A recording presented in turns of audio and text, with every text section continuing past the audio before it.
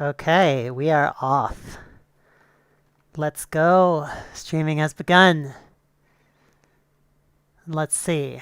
So, hi everyone. This is D from Everyday VR. And am I streaming? I am streaming. Hi everyone. This is D from Everyday VR. And I am just going to grab the URL and give it to my boyfriend. There we go. All right. So, you're going to see I'm looking at the pass-through view of my bedroom right now. I'm going to tell you some about my setup, and I'm going to show you some of the Quest 2 games I've been playing since launch.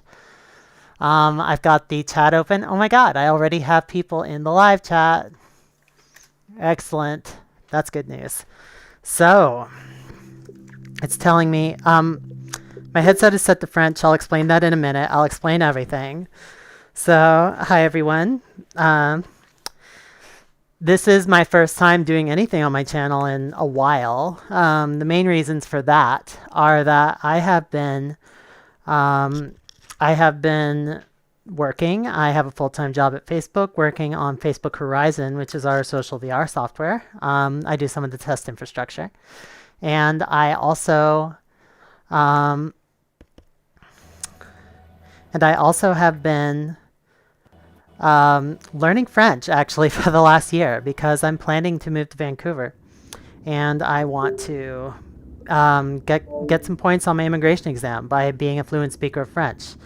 Ainsi, s'il y a quelqu'un parmi vous qui parle français, je pourrais avoir une conversation avec vous maintenant, mais je continuerai à parler anglais sur mon chaîne parce qu'il y a beaucoup de monde qui ne parle pas français. Okay, so this is my Quest 2.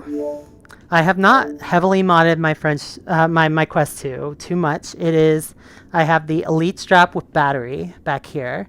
The battery functions as a counterweight, and it also helps it keeps the balance on the top of my head, and it also is just more rigid. And it has a little adjuster, so I can adjust how tight it is, make it looser, make it tighter, which is really convenient. Yay, we have an old-time viewer from 2014 here. Hey, Daily Braden, good to see you. Let me know if there's any issue with the volume levels or anything like that. I can adjust that stuff on the fly. I want to make sure everything sounds good. I did some tests. I think it should be okay. I'm using this with headphones, which are plugged into my Quest. I'm using this with a Snap-on microphone, which is a wireless Bluetooth microphone, close talk microphone, so that even if I'm turned around facing away from the camera because I'm spun around in my VR experience, you should still be able to hear me just as clearly. Let me see. What am I going to show today? So I've been playing a bunch of games since of course, the reason why everything on my Quest is in French is because I set all my devices to French because it helps me learn.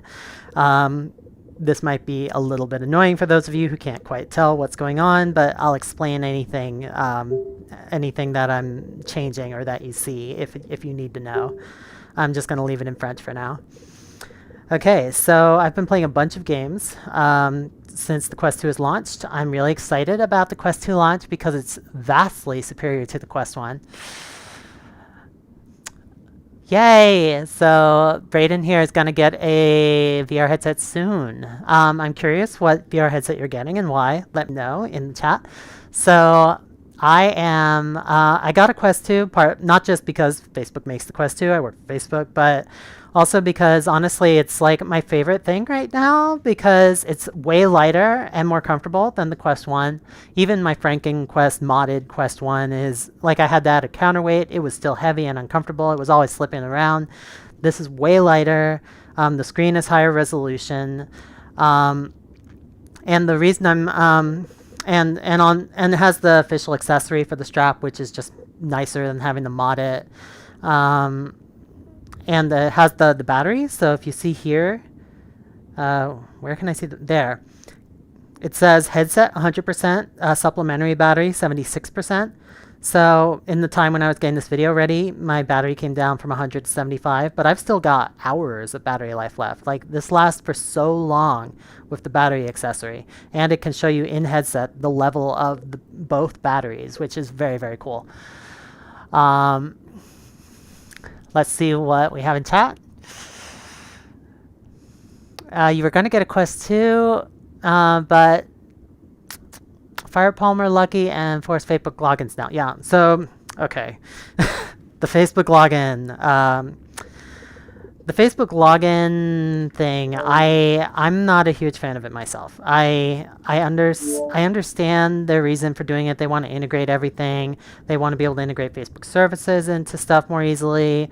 And Oculus, the AR VR people at Facebook are much more functionally part of Facebook now, and I understand why they want to integrate everything. But at the same time, like, I feel like I was never a big fan in the first place of Facebook only letting people have one account, forcing that to have their real name on it, all that stuff. You can continue to use a nickname with Oculus stuff, but like I'm worried, like if I say something bad on Facebook, am I going to get my account blocked? Am I going to lose access to my games? And there's still a lot of that that's being worked out, and I'm actually really concerned about it. And I would rather they continue to support more separated accounts and let you create as many as you need to. And it's particularly problematic when it comes to if you have multiple headsets and you share them with family. How are you going to set that up? But I'm hopeful that they'll work this all out in time and things will get better. And it's really just hard from a hardware perspective to really beat the experience of being able to, when I'm not running into walls, to spin around freely and have no wires. My entire streaming experience is wireless now. My headset is wireless. All my games are wireless. I don't have to worry about cords anymore. They don't have wireless PC VR streaming from the PC yet, unless you're using virtual desktop. There's no official support for that yet. I hope that it will come. And that's going to make a big difference, because then you'll be able to play both on headset games and PC VR games in this totally wireless fashion, which is amazing. Okay, anyway, I should get to playing some games. What have I been playing lately? So I've been playing some old favorites. Beat Saber, for example. I actually spent a ton of time with Beat Saber. It was my kind of my primary means of exercise for a while. Lately, I've been doing more just running outside, because otherwise I would get really stir crazy being inside all the time. But I still love Beat Saber. I would say I play at like a low Expert Plus / high Expert level. You may not know, Oculus or Facebook bought the company that makes Beat Saber. So Facebook is actually responsible for all their development henceforth, which makes sense. It was, one of the big drivers, their killer app for their platform. And they added this online mode. And it's still a little clunky in some ways, but it's actually really fun to play Beat Saber with friends, and to, like, you can see each other's avatars between matches. You can talk to each other. You have to set up a separate Oculus party to be able to talk to each other with VoIP. But like, you can see each other as you play. You can compare scores when you're done. Play the same song at the same time with the same mods. And synchronous competition like that is pretty fun. Okay, we have more people in the chat now. It is Tony. Tony's my boyfriend. Tony's amazing. I love them. I'm moving to Vancouver next summer because I want to live with them. Everyone say hi to Tony in the chat. And don't worry, I also have my criticisms of Facebook, and I will not be upset with any of you for criticizing Facebook here. Let me bring my streaming up. Okay, I've got my OBS up so I can see what I'm doing. Okay, good. All right. What am I going to do?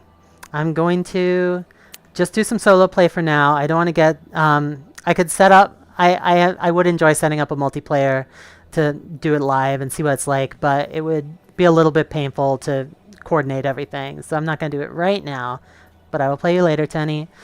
For now, I'm just going to play some of my familiar favorite tracks. Let's see, my right wrist has been hurting a little bit, so I'm not going to push it for playing for too long, but I'm going to play a few songs. Can I play this on faster? Have I tried to play this on faster? I'm not gonna take the chance. I feel like I've tried that before. Okay, am I lined up? Let me check. I can take a step to the left here. Yeah. All right. A little Expert Plus to get started. I personally find it easiest to play Beat Saber on Quest. I guess it's just what I'm used to. The mechanics are a little bit different. I think how it... Okay, this is going to get intense. I'm not going to be able to talk too much.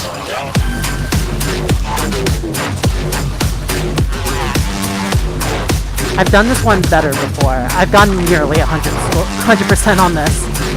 But I'm I'm a little rusty today.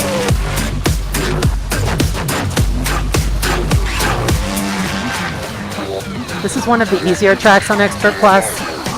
I'm definitely not world class, but I'm not bad either.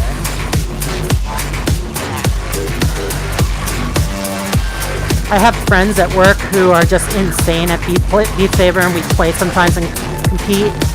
And when the new BTS pack came out, they played. I want to see if I can get them back in there sometimes for some more competition. I'm excited about the new BTS pack. I still actually have to try some of the songs. I'm not going to do it on air because I'm going to get my stream muted. Oh god. Okay, at least I haven't failed.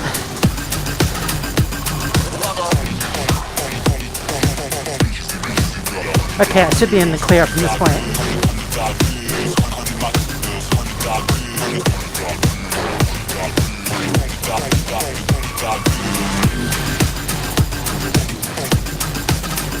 Okay, that was one right. There was a move there where I had to circle my arm around and I messed that one up. There's like, the way you play Beat Saber is there's just patterns to learn. And you associate particular movements of your arms with certain patterns. And certain patterns are just way more common than others. It's not just random blocks.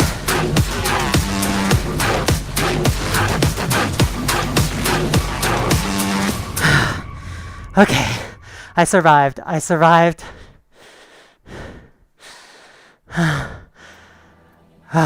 Okay, let's see what questions we got while I was doing that. Hi, Mr. Zickel. Have I tried Roblox in VR? I have not yet. Do the objects actually look real scale in VR? Okay, I will explain that. Scale is a big deal in VR.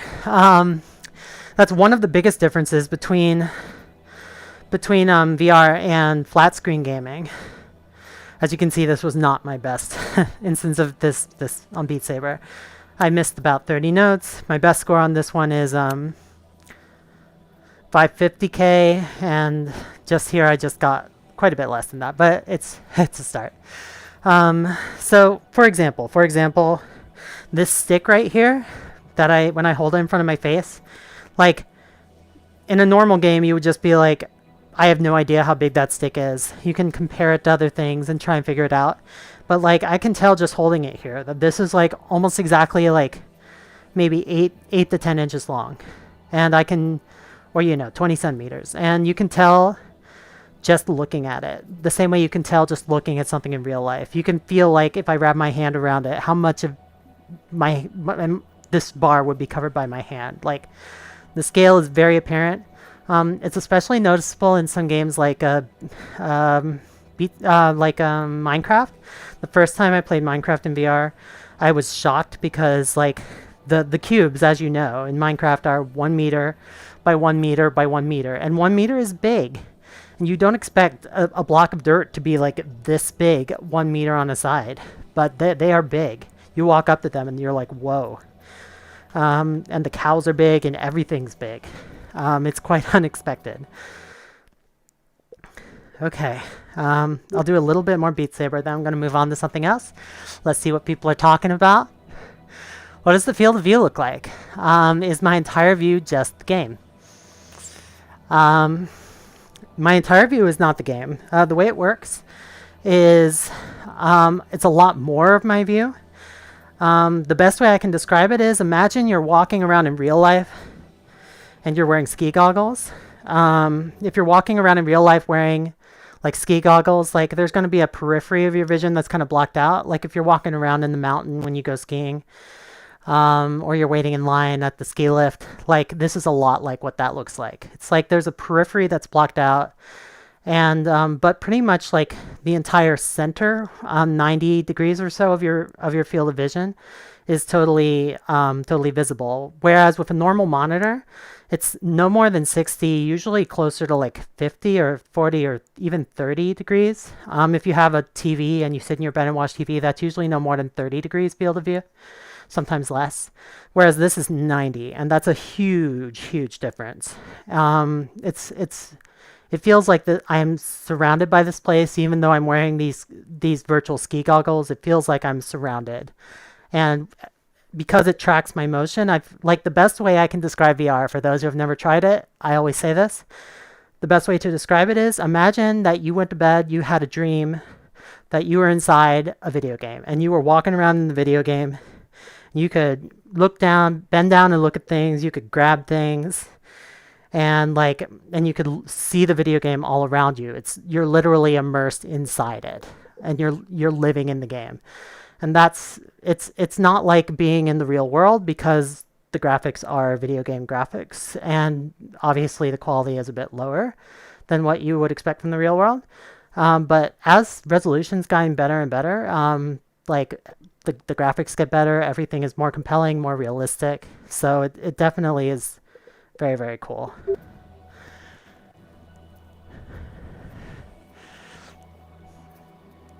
Yeah, there are some huge 220 degree headsets out there that have like multiple screens, like a huge screen on the left side, huge screen on the right side, that really cover your periphery a lot better, and they don't have so much of this ski goggle effect. I have personally not managed to get my hands on one of those and see what it's really like. People say, when I've read accounts of them, that it's like taking the blinders off. It's like taking the ski goggles off. It's like this world opens up around you. You feel a lot more like you're standing in a place, and not looking through goggles. But from a practical perspective, most of the time, even in the real world, like your periphery vision is really helpful for giving you a sense of being in a place, and a sense of like you can catch motion in your periphery. You can see colors in your periphery, but you almost never aim your fovea towards your periphery. Like most of the time, if you're turning your eyes to look at something, it's something kind of mostly in front of you, or somewhere in the area in front of you. So I think existing headsets do a really good job of covering that area of attention, and not a great job of covering the periphery, where you would get like motion cues and stuff like that about your environment. This is why if you're playing a game like, say, one of those games where enemies can sneak up on you, where they're circling you and coming in on you, often if someone's like on my right hand side and they're about to like slice me, I'm not gonna see them, because I'm wearing these, virtual ski goggles, and it's blocking my periphery. So like I can tell you exactly where it starts. So here I can start to see the blue bar in my periphery, and here I can start to see the red bar in my periphery. So that's about how wide it is right there. So it's quite a wide field of vision. But if someone's over here, I cannot see them. I would have to turn my head to see them.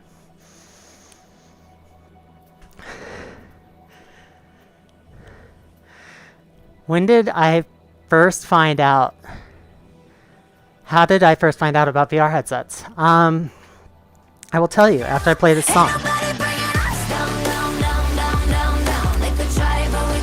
I want to keep things moving on the games, but right after this song, I will tell you. I just realized I forgot to turn off my audio on my PC. Hopefully my microphone was not picking that up too much. All right, here we go. These helpful feet are helping me stay in range of the camera. Not all apps are going to have these. This is a Beat Saber thing. Oh look, I never noticed that the version of the app is on my foot. 113. Cool. All right. This is one of the songs I know best.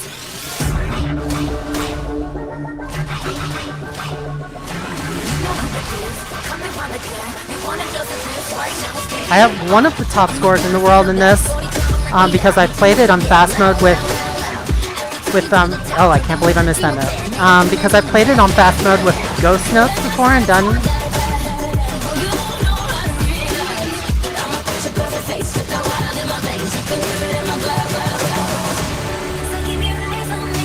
And I've played it with disappearing arrows before and done pretty well. So I cannot play the song on Expert Plus yet. It's one of the harder ones.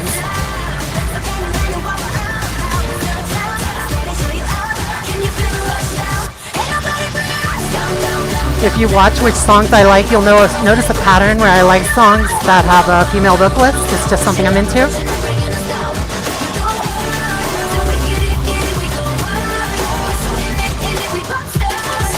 Like Reason for Living and Escape.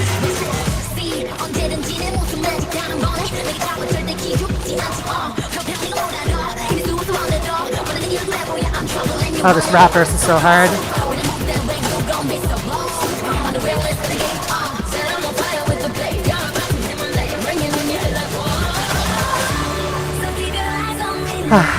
The rest of the song is not too difficult.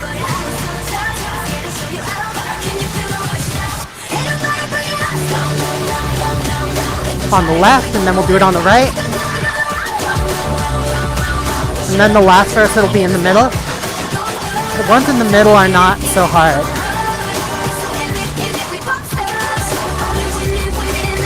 So the reason I'm casting now, and I haven't casted before now, is that Oculus just added a new Cast to Web feature.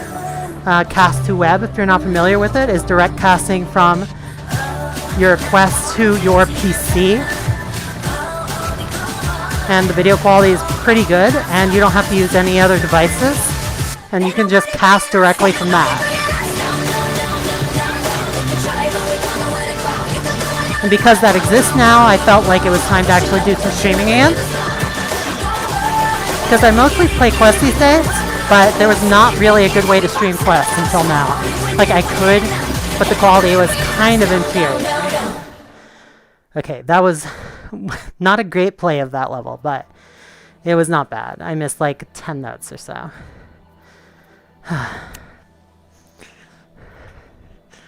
Any questions? First time I ever found out about VR. How did that happen? I will tell you. The first time I ever found out about VR.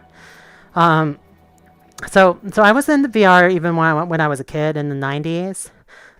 Now you know how old I am. In the 90s, VR was very sci-fi, very experimental and early back then. All the systems that exist, there were no consumer systems to speak of, unless you count Virtual Boy. Well, there were some, but they were heavy. They were very restricted field of view, very low refresh rate. They were not great. There was a huge commercial installation, like a VR arcade at my local mall, and I tried like Dactyl Nightmare there, which is a game where you like move around on these platforms and you shoot at people. Everything's like very low poly. And it was a cool experience, but like this thing was like attached by a giant cord to the ceiling, and it weighed tons. And you had this huge gun you held. Everything was huge. Everything was slow. Everything was very narrow field of view, like 20 degrees. So it's not even in the same league as modern experiences, but it gave me a taste of it. I had books about VR and VR programming, and like a little CD-ROM of like VR-based experiences for my early computer. And then in the DK1 days, I was not around for the DK1 Kickstarter. Let me get into an experience here. Super Hot is one of the earliest VR games that released for the Rift, and it's still an amazing experience. I would consider it, if I had to pick just one game to show someone the potential of VR, I would always show them Super Hot, because like Beat Saber's cool, but like you stand in one place, you swing your arms around. That's not exploiting the real potential of VR in the same way that something like Super Hot does, where you're moving your body, you're really using your body, you're using your hands, you're spinning in all directions. Like it shows the real potential of VR. But I'm a little close to the wall here.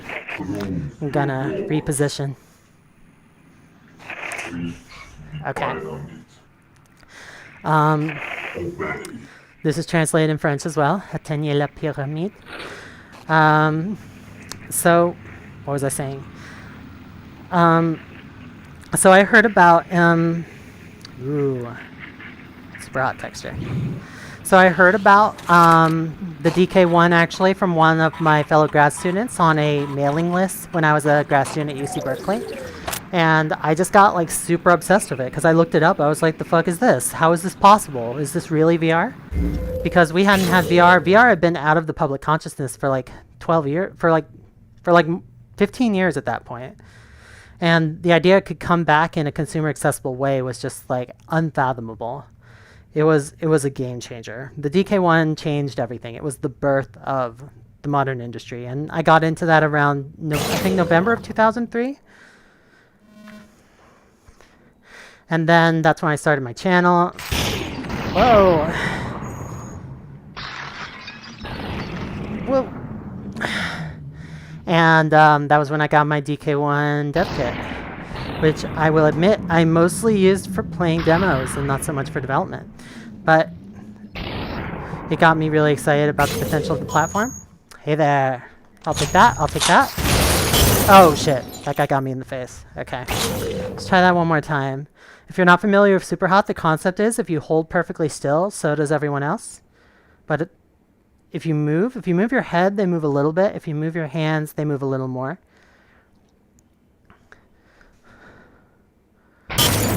Okay, that guy just punched me because I was not paying. I was paying attention to the shooters. Okay. Okay, I need to be more careful. I'm not usually this reckless in this game. I got the DK1, and then once I was into that, and I was like,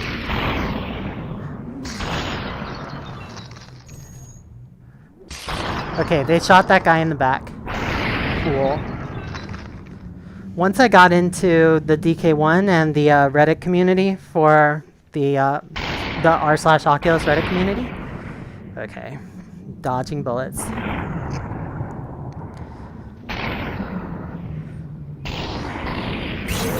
Okay. Give me that. Okay, there we go. You, take that. Whoops, dodge. So if you don't move, they don't move, and then when you move, they move. And because of that, it's in some ways kind of a puzzle game, because you can stop and think about what you want your next move to be. So it's almost a little bit chess-like in that you can stop and take as much time as you need to think about your move. I am up on the bar. So once I was on that train, I got the DK2 when it came out. I got the CB1 when it came out. I got the Vive when it came out. I got the PSVR when it came out. I did not continue to buy every single headset when it came out. I don't have the Pimax. I do have a Windows mixed reality headset somewhere. Whoa! Ooh, a drink. I usually try and not block things with my gun because I think it's too cheap and too easy, but I prefer to dodge with my body. But sometimes I accidentally do it anyway. Oh, whoops. I didn't mean to slice your arm off, I'm sorry. Oh, hi. What were those guns even there for?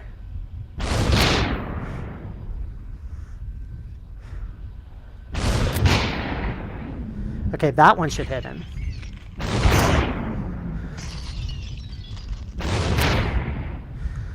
There we go. This is bad. That's a shotgun. Don't shoot, please. I'm just gonna need you to... No. No. Okay.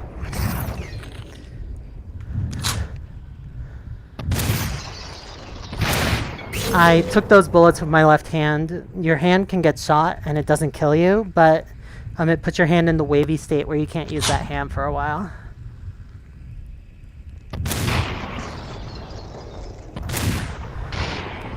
And... oh, there's a lot of them.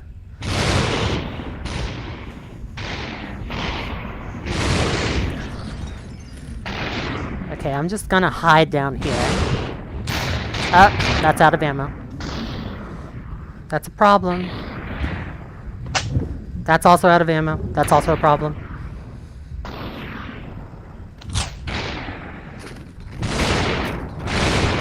There we go. Good thing I had spare guns. Okay, someone else has got to be here. I think I'm going to swap out for the other machine gun. Whoa! Hi. That was close. If you lose, you have to start over from the beginning of that section since the last time you grabbed a pyramid. I've definitely been replaying this game lately. Like I said, it's one of my favorite VR experiences. I think it's really timeless. And they made additional improvements for the Quest 2. Or, I don't know if they made upgrades to this game for the Quest 2, but all games are actually automatically upgraded for Quest 2. They appear at higher resolution. They turn off the, fixed foveated rendering, which made the sides of your view appear blurrier on Quest. They turned that off on Quest 2 because they don't need it anymore. It's more powerful. There we go. At least by default they turn it off. And everything's higher resolution. They turn up the render scale. The screen is higher res.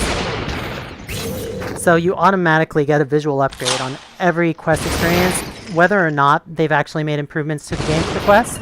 But several titles already, like Red Matter, numerous others, have made actually new builds for the Quest 2. Which are... Ooh, I'm right up against the wall. No! Alright. Have made improvements. I'm gonna turn around my view here so I'm facing more this way. There we go. Oh, come on. There we go. I'm gonna take this. Whoa! You have to be careful when you fire, because the moment you fire it increases the rate of... Whoa! It increases the rate at which they move as soon as you fire a bullet. So you have to be really careful about firing. Oh, come on! He still got me even though I was hiding, because he just kind of shot from a high angle. Whoa! There we go. Okay. Ooh, there's more guns down there. Cool, cool. Okay, this time... Okay, this one has better aim than the machine gun. So I use it for long shots like this.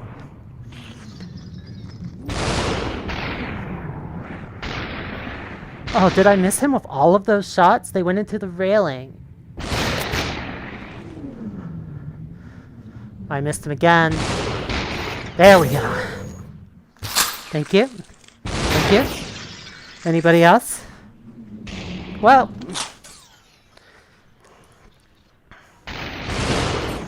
Superhot is such a cool game for just like feeling like you're like an action badass because you can do everything in slow motion. Dodge bullets. Do crazy acrobatics. I've seen some people who play Superhot in like really large areas. And when you're completely untethered, like you are on Quest, you can just take advantage of your large areas to like really maneuver around the playing field, hide behind more objects, like run up to people and just punch them in the face. Stuff you can't really do in a smaller play space like I'm in right now. Sometimes when I play Superhot outside, I take advantage of all that. Like, you can't normally use Quest outside because it doesn't work in the sun. The sensors get... Oh, guns. The sensors get overloaded by the sunlight, but if you're playing at night and you have an IR floodlight or regular floodlight, you can play with that. And if you're playing at dawn or dusk on a cloudy day, you can sometimes play with that. The controllers might still have trouble. Whoa! I'll take these.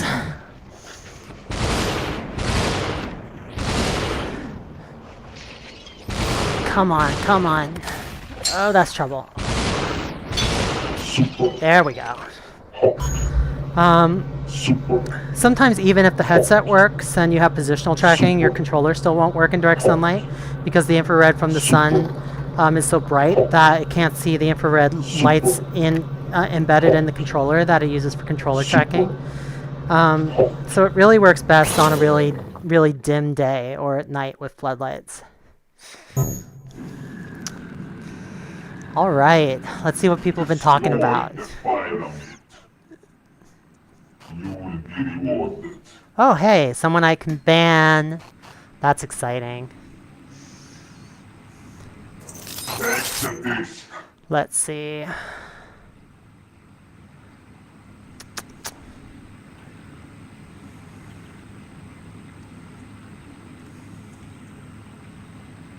There we go.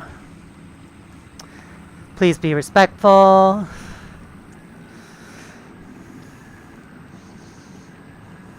I'm just catching up on the chat. What was the DK1 like? And when I first tried it, I was very excited. It was enormously revolutionary at the time. The rotational tracking at that time was already very good. I would say the rotational tracking when you turn your head on DK1 was about as good as it is even on a modern headset. It was really smooth. There was no positional tracking back then, not at all. Where's the disc?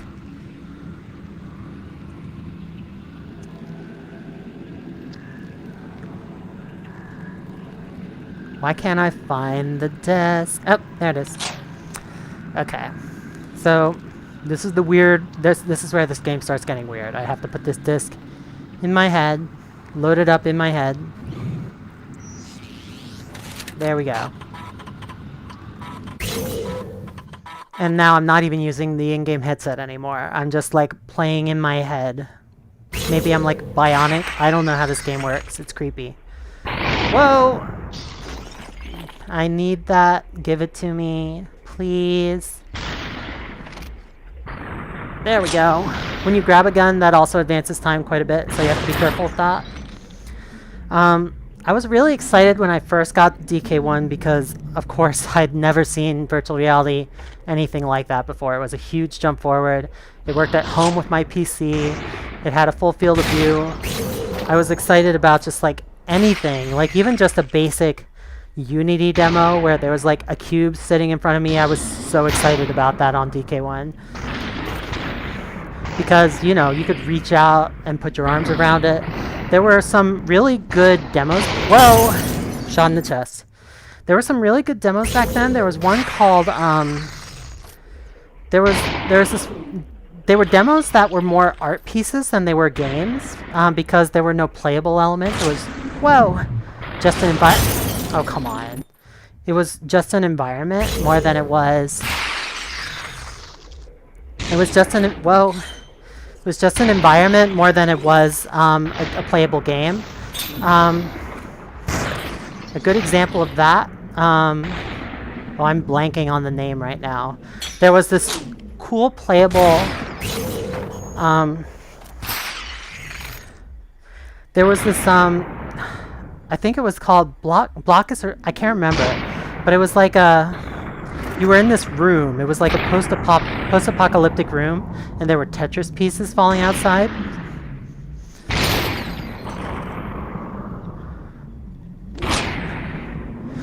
And it was like a apocalypse end of the world experience, but like with a Tetris theme. And it was really cool. And you were like in this lab, and you were like doing experiments on like Tetris pieces. Give me that. Okay, I'm just gonna stand back a little bit. Sometimes it helps to move before you shoot, and then time speeds up.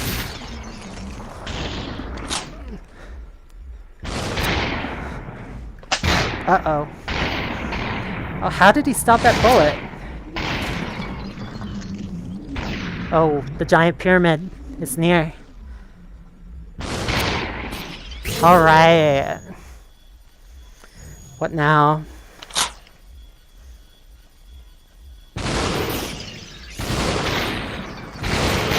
Okay, I'm getting close to the giant pyramid. I think this is near the end of the game. I played about half of this game already. I started in... Ow! Come on! Ugh. So I'm jumping in the middle here. The early game is just the tutorial, teaching you to use your powers. I'm not using my powers very much because I don't find I need them. But you can do like this. But yeah, it always exposes you anyway, so I don't find it super helpful. Whoa. Okay. I'm gonna turn back toward the camera.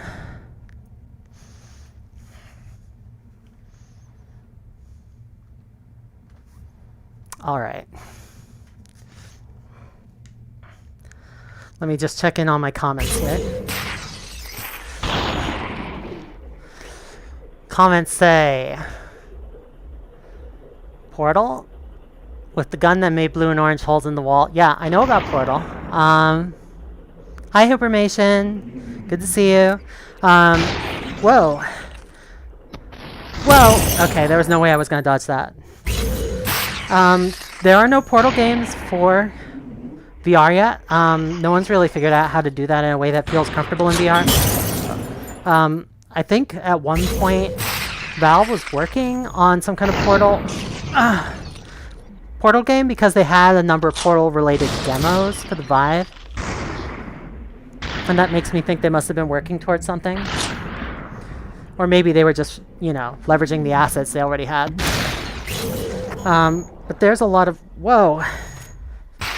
There's a lot of issues with trying to make a Portal game in VR because it's artificial locomotion is already difficult in VR. That's part of why this game works so well, is because you never teleport from place to place, you never walk from place to place.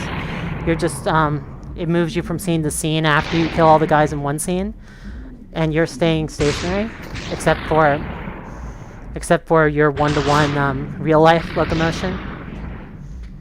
Oh no, what am I gonna do now? Oh, there's a gun. I'm an idiot.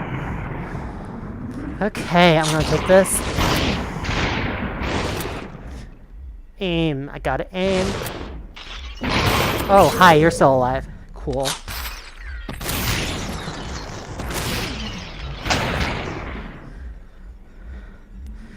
I can reach out and get those guns even if they're not in my play space. It'll let me pick them up. But sometimes I like to just get the guns I can actually reach because I find it more challenging. This one's actually in my play space though. I think I can get it. Whoa! Okay, that went between my legs. That guy just shot his dead friend in the head. Okay.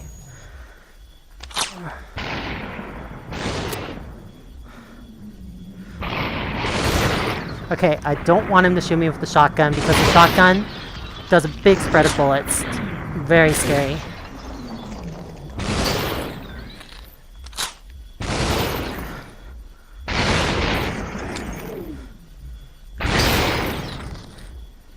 There are a lot of these guys.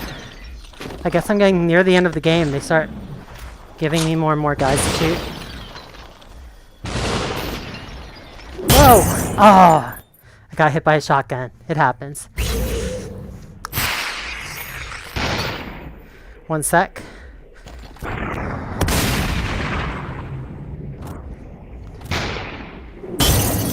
Okay. Before I get started again, I'm gonna check on questions in the chat. Have I ever woke up inside VR? I have tried to do that.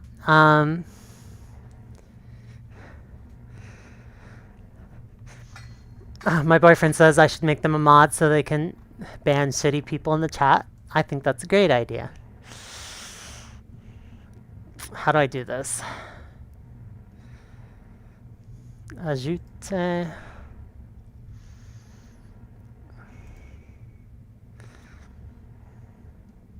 Okay, I think I just gave Tony mod permissions to help take care of people in the chat who are being mean. And your last question, Brayden, have I ever woken up in VR? I've tried that. I hear that it's really interesting when you go to sleep in VR and wake up in VR. I'm going to move my windows around a little bit here. I'm looking at my monitor through my nose hole so I don't have to take my headset off. It's an old trick. It still works just fine with the Quest 2. I try and block off as much as my nose hole as I can because it interferes with my immersion. But sometimes I turn on the pass-through view. I love pass-through. Pass-through's gotten better and better with every generation. Right now, pass-through is good enough. I can reach out, like if I want a drink, I just come over here, right? I have a drink. It's easy. And there's me in the mirror. Hi, what? This is my room. My room is not huge. You see it's kind of a few steps across every way. I actually got a wall bed, a Murphy bed, so that I have more room for VR. The bed comes down. Right now I have it up. I keep it up in the daytime when I'm working, when I'm playing. And it's still a pretty reasonable area for a small room. I kind of have to have a small room because this is San Francisco. Everything is small here. At least when it comes to housing. Even wealthy people can't really afford big houses here. Okay. Time to get to work. Have I ever woken up in VR? I've tried it. I've tried like lying down when I was... Whoa! I've tried like lying down when I was in VR and... What? And like closing my eyes and then opening them. It definitely gives you a pretty strong sense of immersion. Whoa! Oh, come on. Okay, I need to watch out for those shotguns. Whoa! That was close.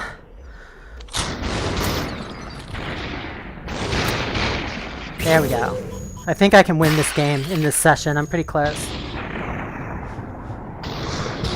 There we go. Hit his hand. When I hit someone's hand, they die, of course. That's how people work. They're made out of crystal. Oh, come on. I did not get all the benefits of waking up in VR just because I didn't really fall asleep. I was just kind of drifting off.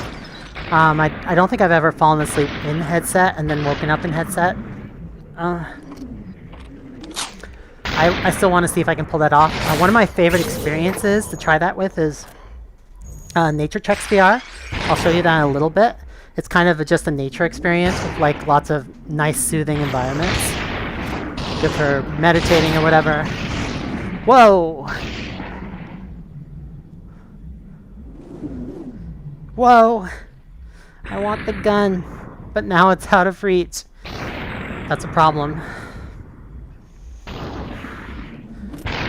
Okay. Fun fact, you can slice bullets. I'll show you how that works. Slice.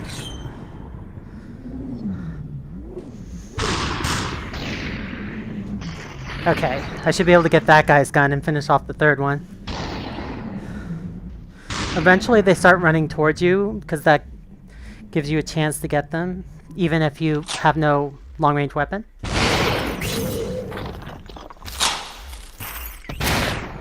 How did I miss him with a shotgun? Wow. Give me that.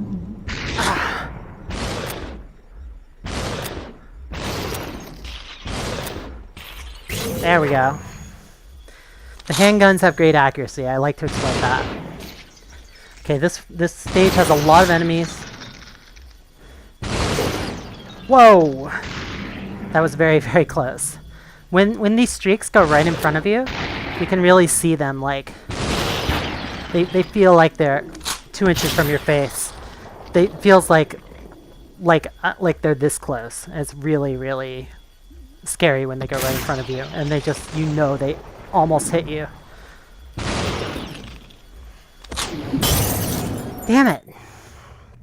I swear I'm gonna get past the stage. I think this is near the final stage.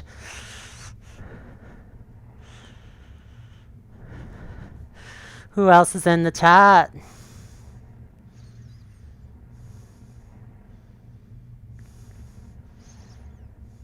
No, I'm actually not burned out of VR. I've been working in the VR industry. Also, hi, how do I say that name? Sayo, I think that's right. Manzini. I've been working in the VR industry. I've been doing a lot of VR still.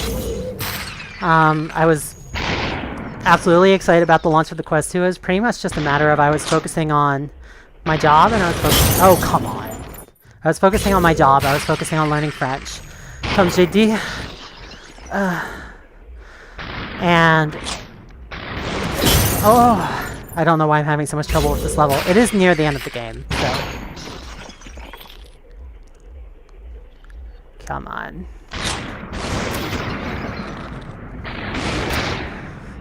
I like to... I kind of like... You can grab guns from far away. You can grab guns at any orientation. But I like to pretend like I'm playing it like I was in real life. Whoa! Okay, I'm not burned... I've had times when I didn't play any VR games for a while. Partly because I was just so focused on other things. Nice. But I'm still excited about VR. I still think that VR and AR in particular is going to be absolutely huge in the future. I think it's what's ultimately going to be the next generation of tech that replaces smartphones. Whoa!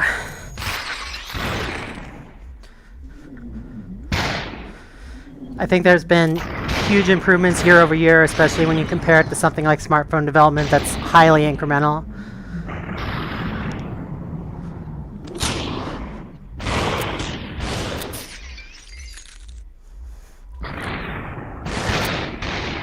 There we go. I'll be taking that.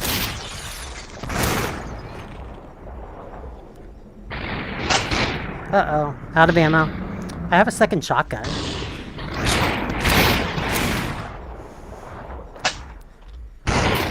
There we go. A shotgun to the head will take anybody out, even if I'm not shooting it. Handguns are really, like, you think they're not very powerful, but their accuracy more than makes up for that. Okay, so I think right now a lot of the focus in VR is on gaming. I think that the pandemic really goes to show the potential of VR because, whoa, because like there's people right now who are unable to visit family, unable to visit friends. And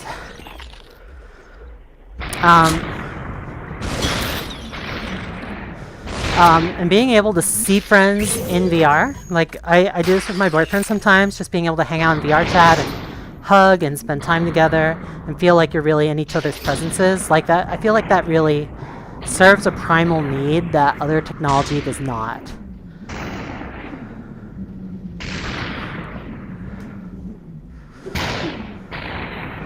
Oh, that's not gonna make it. Okay, I just want that gun. Let me have the gun. Can't reach it. Okay. This is why if I had a slightly larger play space, I would be better at this game. Oh no. Don't shoot! Don't shoot! Please? Please. Okay, this is gonna be problematic. There we go.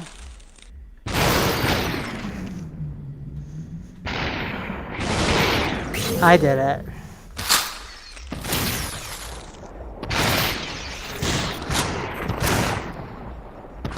I can't believe I missed him with a shotgun again. And I think that as we have more and more things happening in VR, when we have schooling in VR, when we have workplaces in VR,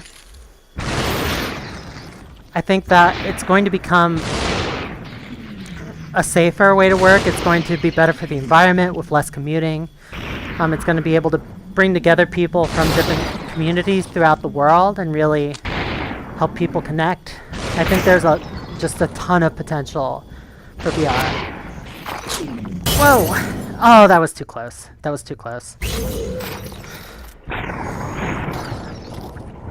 And we're getting to the point where, like, we were never at a point before where you can just watch a 1080p YouTube video or film 1080p film in VR, and it would be in a virtual theater. It would be the same kind of experience as a real theater, because there were always limitations to the resolution. Like even if the screen was like 1080p, because it's spread over 90 degrees, you would only get a fraction of that in terms of like the movie screen.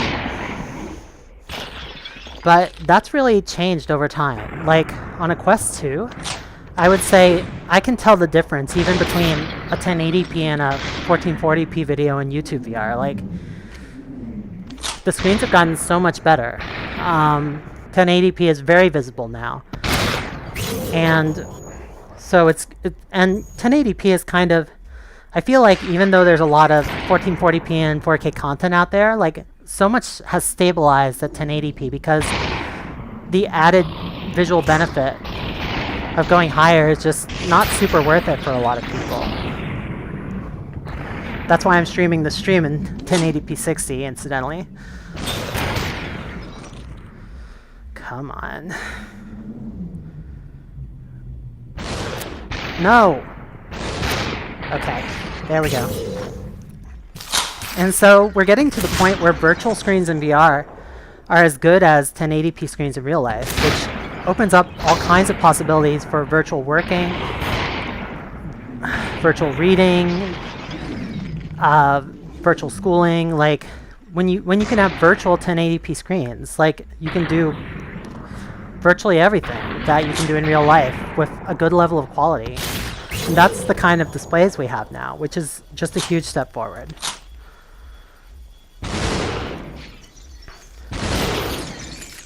No, no, no! Okay, there was no way I was gonna avoid that. I'm gonna get through this level, I swear. Then I'm gonna play something else. You know what? No, I put enough time into this. I want to show you guys some of the other games I've been playing. Let me see what else. The biggest issue with VR is price, and you need a PC. Yeah. The fact that, like, okay, if you're not familiar, Quest 2, $300 standalone unit. You don't need a PC to use it. You can stream directly from it. You can install the games directly on it. They run directly on it. It works in any room. You can set it up in a new play space in seconds. I'll actually show you what the setup process looks like for those of you who haven't seen it. My Quest is set to French, but it's normally in English. You go to Guardian. It'll do this automatically the first time that you start up. It'll be like, confirm the floor level. It automatically figures out the level of the floor because it's smart. I'm like, that looks good. Good job. If it doesn't do that properly, you just put your controller on the floor and it tracks it. And now I just define my play area. And it uses this playthrough mode to do it, or this pass-through mode to do it. The pass-through mode is very good. It's in full 3D. You can see clearly enough to do a lot of things.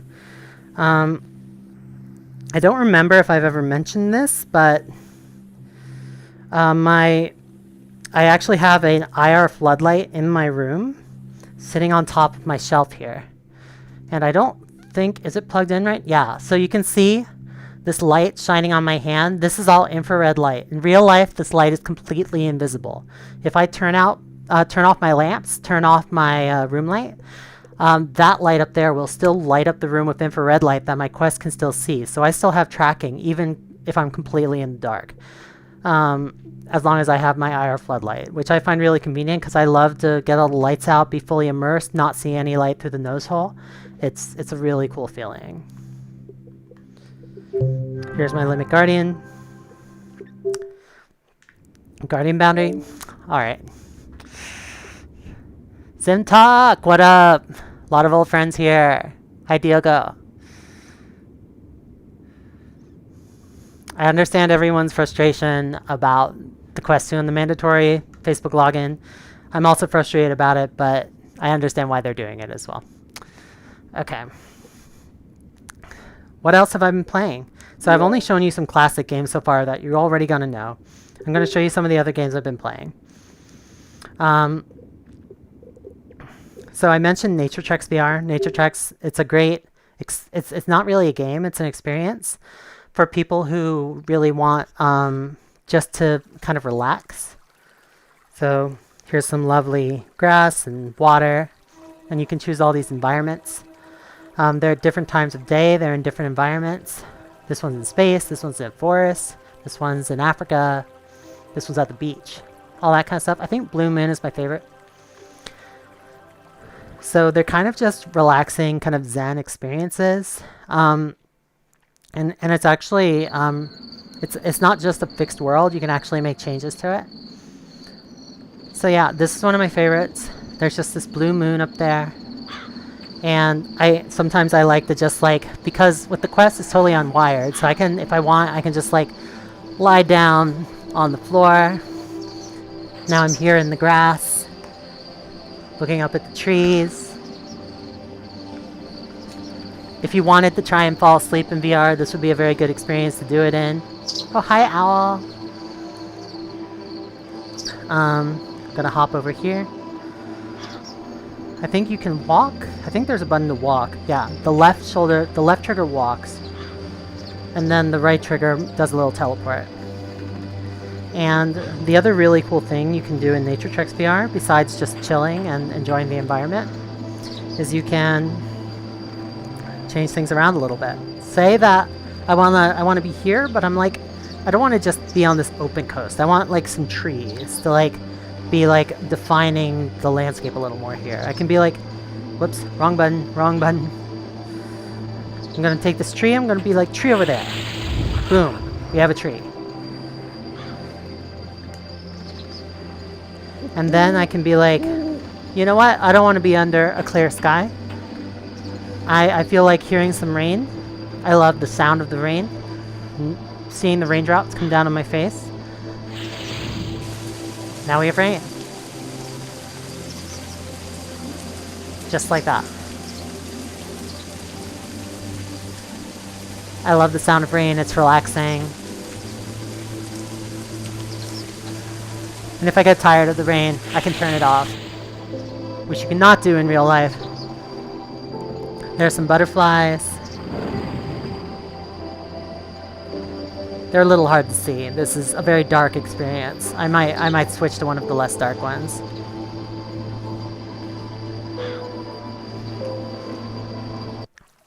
Let me grab one of the daytime ones so you guys can see a little more clearly, the beach one. We're at the beach. We can travel anywhere we want in VR. We got our own little private island. There's our kayak that we presumably came here on.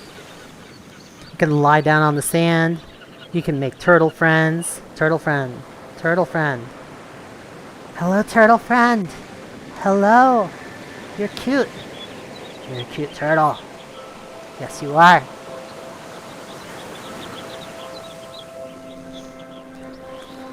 You can see the other islands in the distance, birds in the air, and of course, you can modify the environment. There's there's 6 palm trees here. If you like palm trees, you want more palm trees, you can be more palm trees. More! If you're lying down in the sand, you want a palm tree over you to block out the sun, you can be palm tree, here, go. What's this? Watermelon. Nice.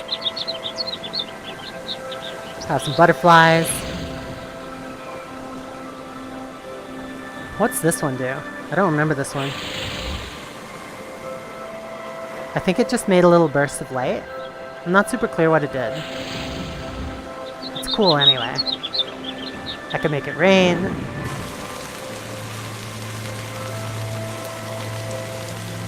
Oh, there's birds. Hi, birds.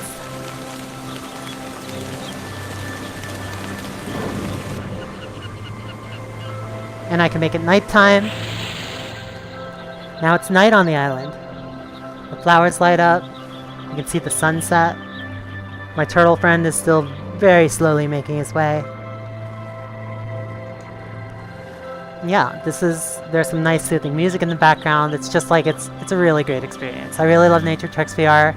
There's not a lot to do in it, but if you just want to chill in a big open space. Like if you're trapped in your room, it's a tiny little space, you miss being out in the open air, and you can't go outside too much because of the pandemic or whatever, like, it's very cool to just be in this big open space and with nature.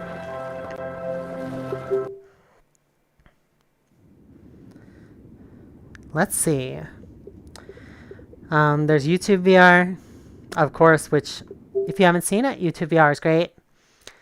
It lets you watch 360 videos and also lets you watch your normal videos on your Facebook account.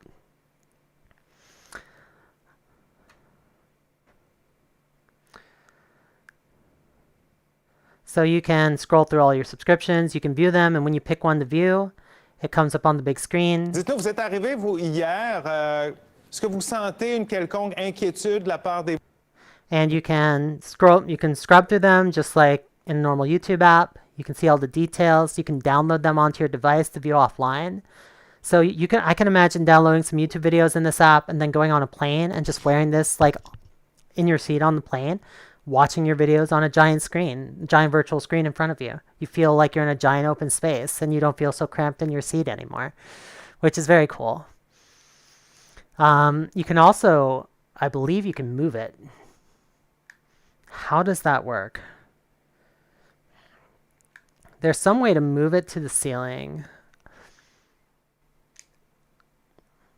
Yeah, so if you're lying in bed and you want to look up at a screen on the ceiling, what? I hit the edge. You can just put it up on the ceiling like that. It can be over your head. You can just lean back and watch it. You don't have to hold your controllers or do anything. You could just play. Voyageurs face à la COVID, est-ce que ça s'est bien passé? Let me do this Ça s'est properly. extrêmement bien passé So yeah, de I just put l'arrivée my à controllers l'aéroport de down, Montréal-Trudeau I'm à watching my l'arrivée video on the ici, ceiling. port du masque, les Everything's consignes chill. sont aussi bien So I can respectées just lie ici down and watch qu'au videos on the Québec. ceiling. Don't Les have to gens do sont anything. très Don't have to hold relax. anything up like Il y an a peu de iPad or Québécois, par something. contre, ça commence à arriver. I can make the screen any size I want. It's pretty cool. Like I said, the full 1080p quality is very visible inside the Quest 2 because of the quality of its screen. Let's see if we have any new comments. Tetris Effect. I love Tetris Effect. Is it time for a drink? I believe it is. Nose hole. If you're not familiar, they recently added a gesture on the Oculus Quest and the Oculus Quest 2 where you tap the side, just any part of it, 2 times. And you switch between VR and the pass-through view. That lets you go grab a drink if you need it. It's not, pass-through view is not good enough to read my screen. I'm like, what is anyone saying here? This is all just glowy letters. If I get really close, I can almost read it, but I still have to look through my nose hole to read those. Thanks for saying the stream looks good. Let me know if there's any issues with the stream, any issues with volume, anything like that. And you had a question about lighting.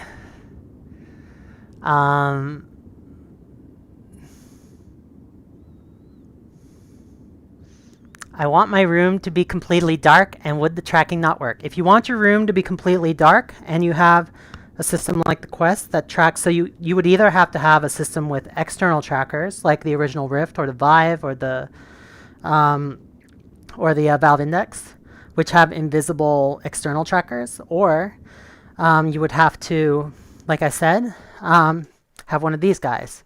This is an infrared floodlight. It fills the room with light but it's invisible light. It's invisible infrared light. So you can't see because it's not inside the view of the camera, but this light that this is giving off is completely invisible to the human eye. It's all infrared light. But it's the Quest can see it, and so it can use it for tracking. So if you just get one of these, they're like $20 on Amazon. Then you can still use it completely in the dark, and it's not an issue. They're also great for using in outdoor spaces at night. They'll provide the light you need to have tracking, like in a backyard, in a park, anything like that.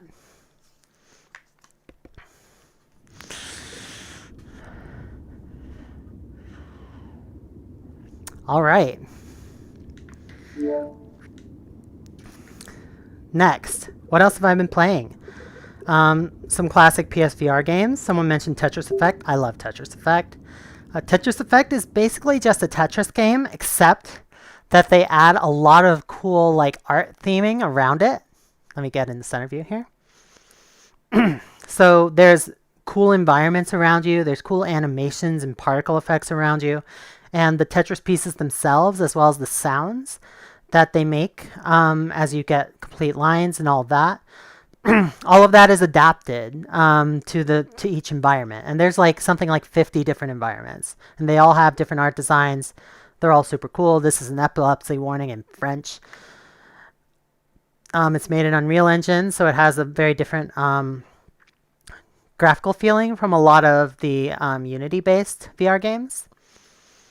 This game was initially released on PSVR, and it was one of the ones I was most excited about on PSVR, but it's so much better on Quest 2 because the resolution of the screen is so much better. Because the thing with games like Tetris is the game board only occupies a very small percentage of your field of view. Something like maybe 20% of your field of view, or 20 degrees of your field of view in the middle. Everything else is occupied by the environment. And that means that if your screen is too low resolution, that you're going to have very few pixels for that game in the center, and that's the part you really want to be able to see very clearly. And so the high resolution screens are really helpful for this game in particular. Mode Périple means adventure mode or journey mode.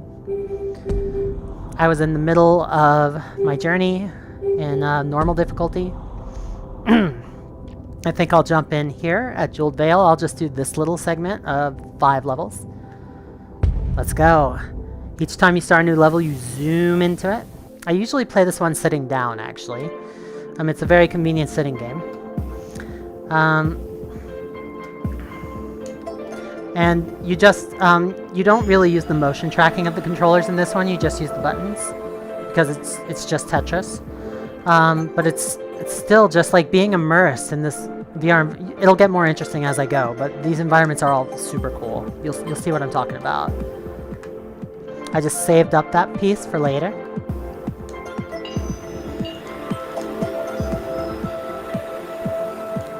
You can save a piece in the upper left, and that lets you deploy it later anytime you want to. It's a very common feature of Tetris games. Okay, I'm just gonna try and build up a Tetris here.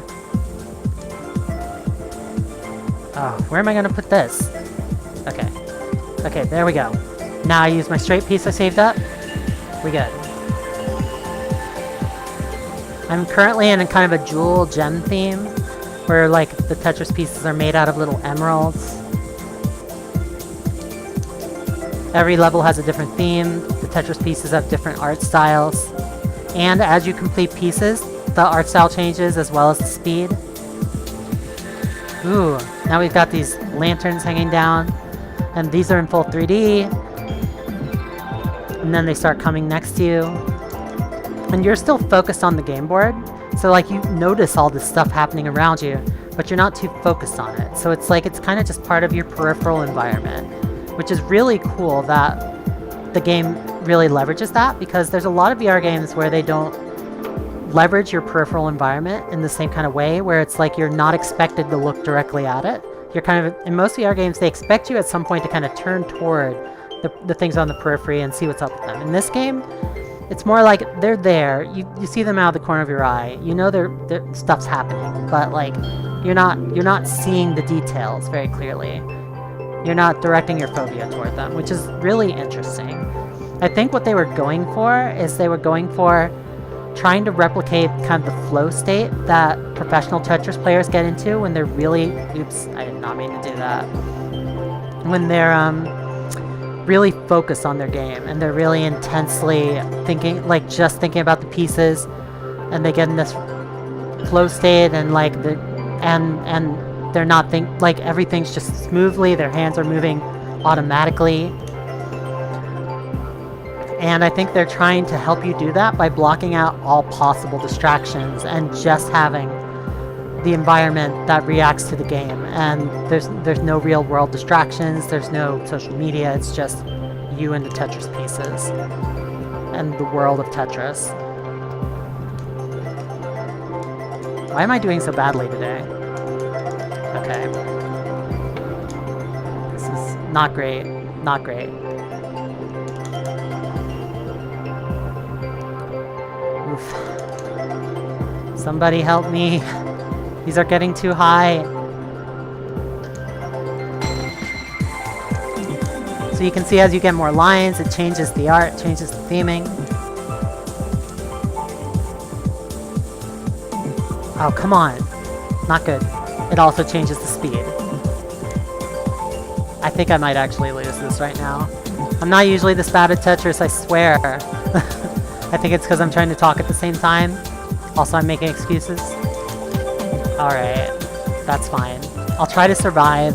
If I don't survive, that's fine. It starts you from the same level again with an empty chart.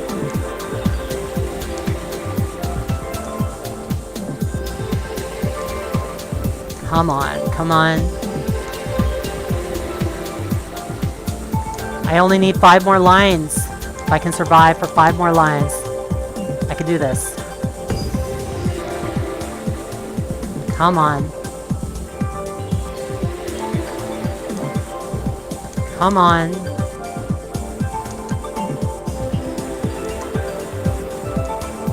No! Oh, that was a bad choice. Also a bad choice. Oh my god, I was 2 lines away.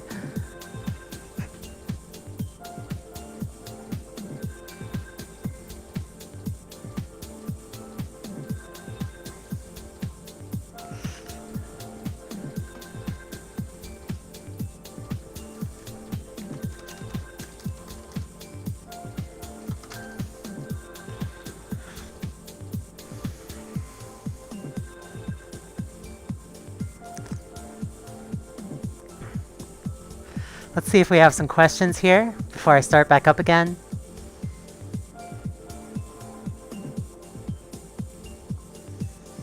Does it look exactly like real life?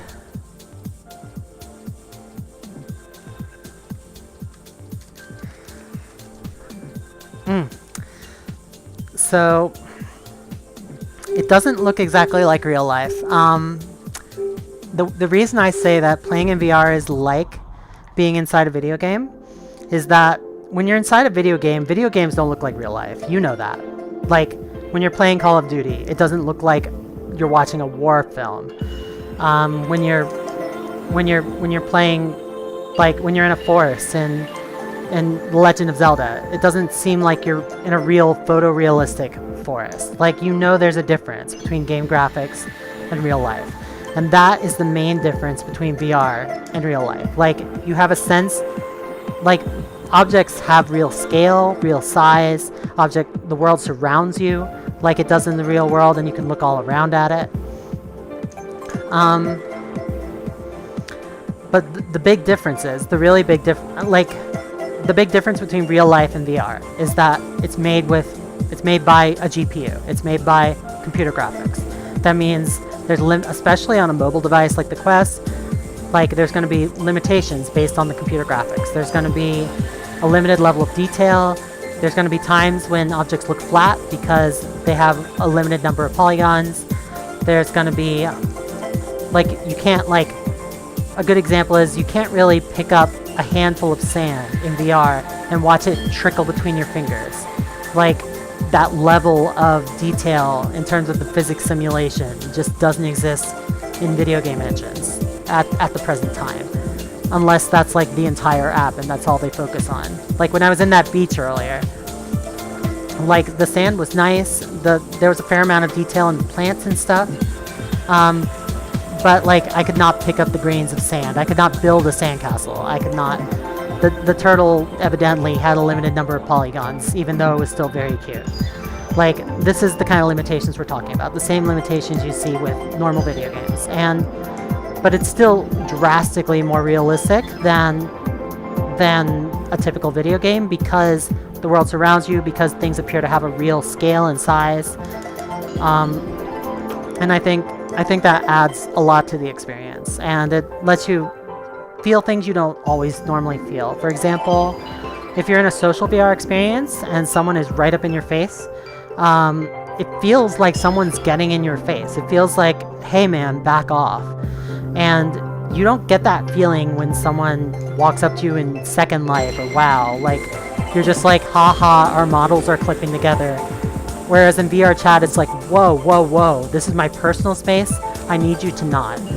And that's just a very different experience in VR. And that's kind of the sense of co-presence, and you feel like you're sharing a space with someone. If you go to like hug someone in VR, if you go to like kiss someone in VR, it feels like a lot like it does with a real person. Obviously, you don't feel their arms, you don't feel their lips, but like you have that sense of personal closeness, of someone being deep in your personal space, which is very intimate, and that's just not something that's possible in other forms of media. Oh, that's the other big difference between real life and VR, of course, is there's no haptics. Like, my controllers vibrate a little bit, but right now there's nothing remotely like the feeling you get of like picking up a heavy object, the feeling of leaning against the wall, the feeling of running your hand over the sand and feeling the sandy texture. And obviously there's also no simulation of odors right now. So those are things, if you wanna be able to smell the salt, you're still gonna have to go to the real beach and not the virtual beach. But at the same time, like, it's surprising when you just, yay, I finished. It's surprising when you just fill in, when you just see the visual and the audio. Those are the main human senses, and your mind can fill in a lot of the other stuff kind of for you. Like, for example, one time I was playing Minecraft VR, and I was in an icy zone. I was swimming around in the icy water, and honestly, like, I felt like I started to almost shiver, because I was like, I am swimming in ice water. This is cold. And meanwhile, outside, it was the middle of summer in the real world. It was like 80 degrees in my room, but I was like, why am I feeling cold? And it's surprising how much your visual senses, your audio senses can override everything else.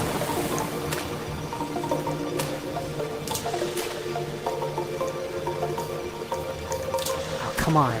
Oh, no, no, no, that's not good. It's fine, everything's fine. Now I'm in a forest. I love this environment. Okay, I'm starting to deal with my failure here.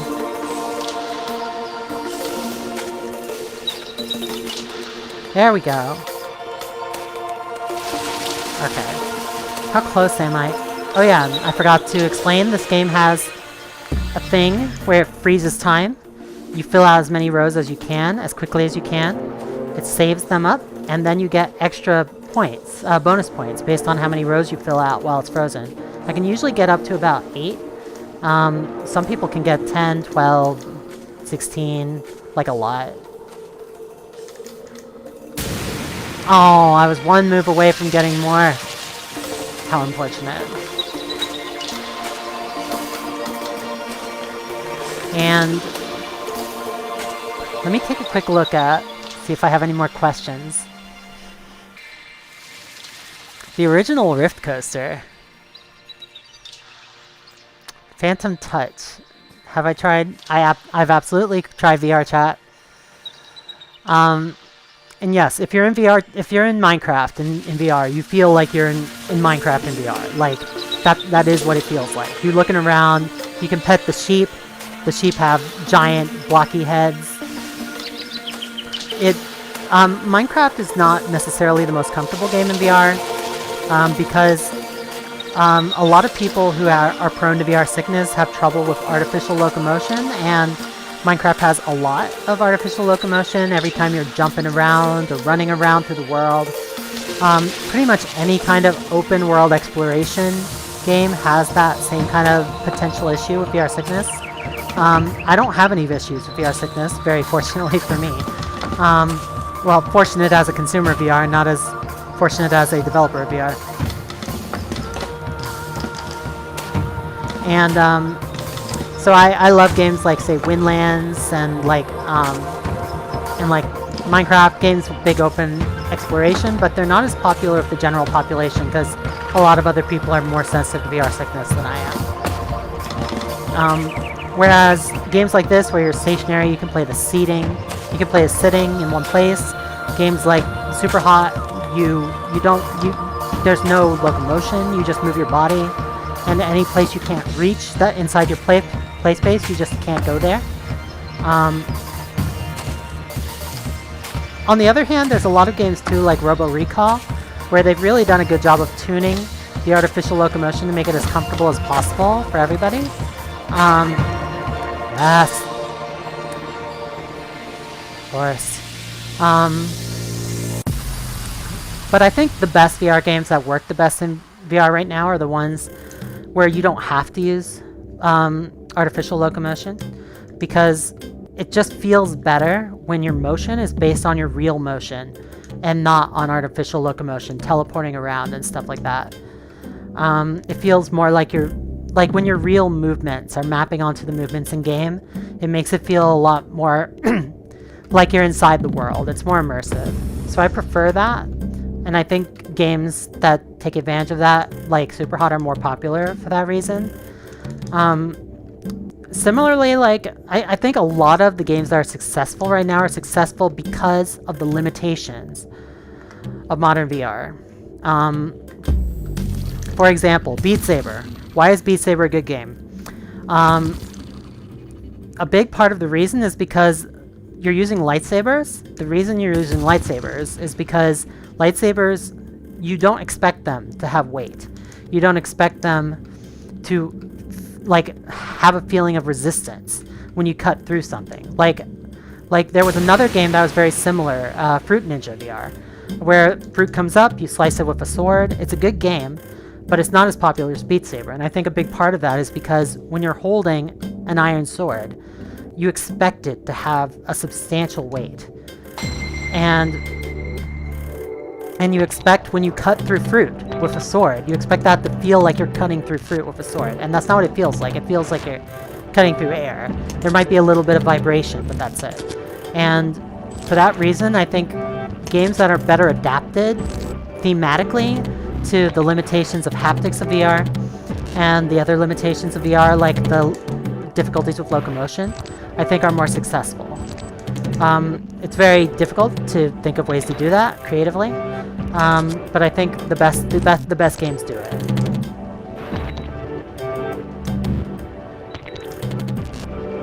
Okay. You can see the theming is totally different in every level of this game. I'm convinced they had like a set of artists and just every artist did like a different level because they're all so different. I don't think that's literally true. I'm sure some of them are done by the same artists, and they were just being creative and thinking differently about each level, but it definitely feels that way. Like, this is a game that... Tetris Effect is a game that lives and dies on experience and art. It's like, the gameplay itself is just Tetris. There's nothing special about the gameplay experience. But the art and the environment and the feeling it gives you, the way it combines the audio and the visuals and everything to give you a specific feeling, like they do an amazing job of that. But it's really an art-driven game. Everything that went into development was really about the art. I mentioned this game came out on PSVR before anything else. I don't remember if I played it on this channel before. I played some of the early PSVR games on this channel when it came out, but I didn't really stick with the PSVR, partly because, you know, it's tethered just like the Rift and the Vive, and also because the resolution, again, like the Rift and the Vive, but that's not the main issue. The main issue is actually the tracking.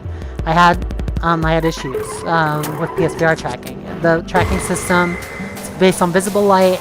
The controllers only have a single light ball on top, so they have less points of tracking. If you can't have more than 2 sensors, or more than 1 sensor, I guess. And because of that, there's no way to get tracking behind you. So if you ever turn around, you have problems, and that means none of their games are designed for 360 play, which is just annoying. And I really wish they were continuing, like, I don't know what the plan is for PSVR 2 at this point. They keep talking about it, but they keep delaying it, and I don't know if they're working on it. I don't know what their prototypes look like. I don't work at Sony, and I probably shouldn't tell you even if I did, but I am really hopeful that they'll fix their problems with 360, fix their problems with tracking, make a system that's really competitive with something like the Quest, even if it is still tethered to the PlayStation. Ideally, they would have wireless video, like in the same way you can use Quest together with Virtual Desktop to stream PC VR games from your PC, and in a totally wireless fashion over Wi-Fi. But not a lot of people use it because it requires a lot of setup to get right. I might be in trouble.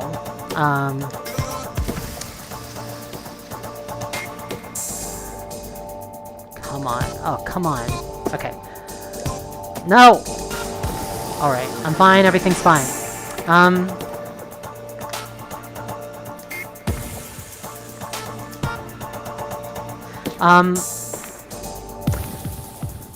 What I want to see from a PSVR 2, if I had to ask, I want them to fix the tracking. I want them to have better resolution, all that stuff. And I wanted to have 360 tracking, ideally inside-out tracking, so you don't have to have any sensors.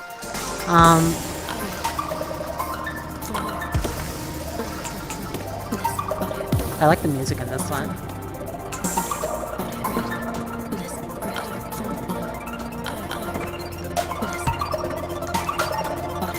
Okay, I think I can do this. Oops. Okay.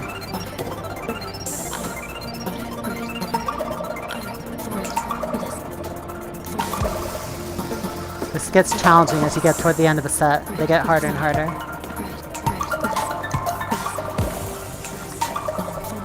Okay, come on.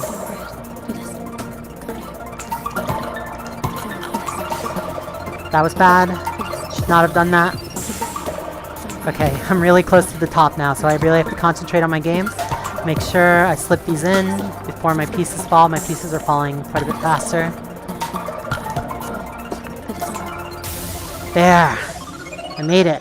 I should have definitely used my freeze the world thing, but I did not. Sometimes you can use that to get yourself out of a bind. Ooh, this is the fiery one. Oh, what do I do? Fuck. This is not great. Okay, I'm fine. Everything's fine. What was I talking about? I'm gonna go ahead and check on the questions in the chat. I have some questions from Jeromia. Do you like VR adventure games, and what's your favorite one? I do like VR adventure games. I'm in the middle of playing Red Matter right now. I'm going to show you a little bit of that right after this game. And another VR adventure game that I played through that I really loved was... apparently I'm blanking on the name. It was Shadowpoint. Shadowpoint, it's a very cool adventure game, slash puzzle game, where you're in this, you go to this alternate dimension where there's puzzles involving shadows. You have to line up objects to create the right shadows, and there's this narrative about this girl who is trapped there and you're trying to rescue her. It's really interesting, and I love the aesthetic of it. I love the characters. Shadowpoint is another good example of a game where they really designed for the limitations of VR. They had a very small team, very low budget, which you need to have in VR because your potential audience is relatively small. But they had just one character in their game other than the player, and they really fleshed her out and focused all of their development effort on that one character. And then instead of worrying about having a bunch of characters, which is hard, and would require a lot more of a budget, they just focused on this one character and really fleshed her out in a good way. And I think that's a really effective way to work. And then they kind of built the plot around that. They built the plot saying, if we can only have one character, how are we going to make a plot where you would only ever meet one person? And building a story around the limitations of the team and what they can construct and the budget constraints that come with the platform is, I think, really, really smart. Come on.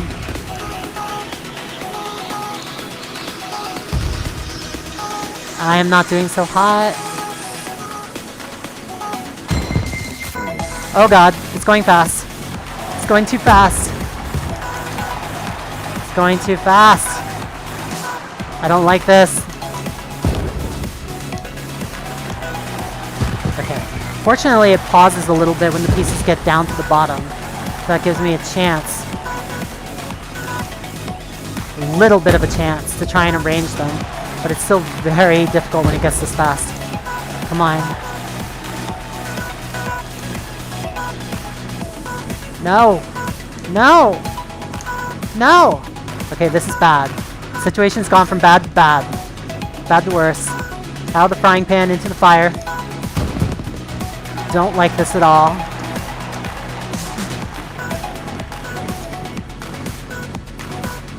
Oh no. Alright. Okay. That's fine.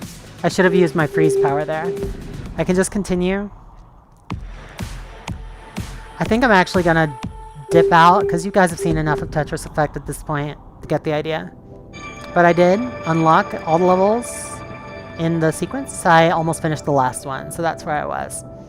And I've gone through this whole sequence before, but in beginner mode. I'm doing it again in normal mode now. And all of the levels are amazing, and they all have really cool different aesthetics. And I highly recommend it. Any new questions before I continue? Let's take a look. The most immersive headset I've tried. Whoa. Honestly, I'm gonna have to say this one, the Quest 2. But in terms of hardware, I'd say this one's the most immersive because it's it's a very high resolution screen, has very good tracking, it's totally wireless, which removes that source of distraction pulling you out. Especially, I have the light blockers installed that came with the Fit Kit, and when I turn my lights out and I have my infrared light on, so there's no light leaking, it can feel very, very immersive. But it also depends a lot on the experience and the graphical quality of the experience and the feeling the experience gives you. I think for me, one of the most immersive apps, I'll show it to you another time, is the Google Lightfield demo app, where they used a special camera to, with a bunch of cameras in a circle, to capture a light field of a real life environment. And you can actually move your head a little bit and kind of look around objects, and it's like a live action real life environment. And it's not like photogrammetry where you can kind of tell it's polygons with textures. Like, it looks real, and you can even see the reflections move as you move your head. It's wild. It's the closest thing we have to teleportation today. I'd say that would probably be the most immersive experience I've had. Like, doing that app over Oculus Link on a Quest 2, I think that's as close as you can get to like a real life VR experience.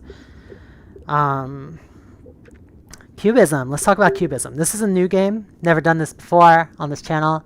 I love Cubism. Let me check in on my questions. What was the biggest jump from one headset to another? That I can tell you. DK1 to DK2.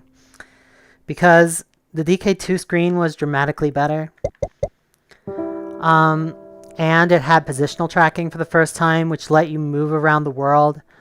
There were no hand controllers yet.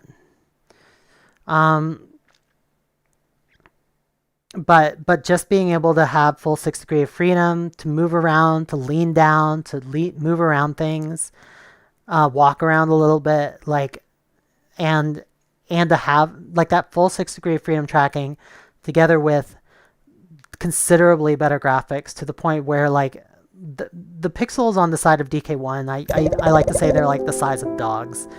They were very distracting how large they were.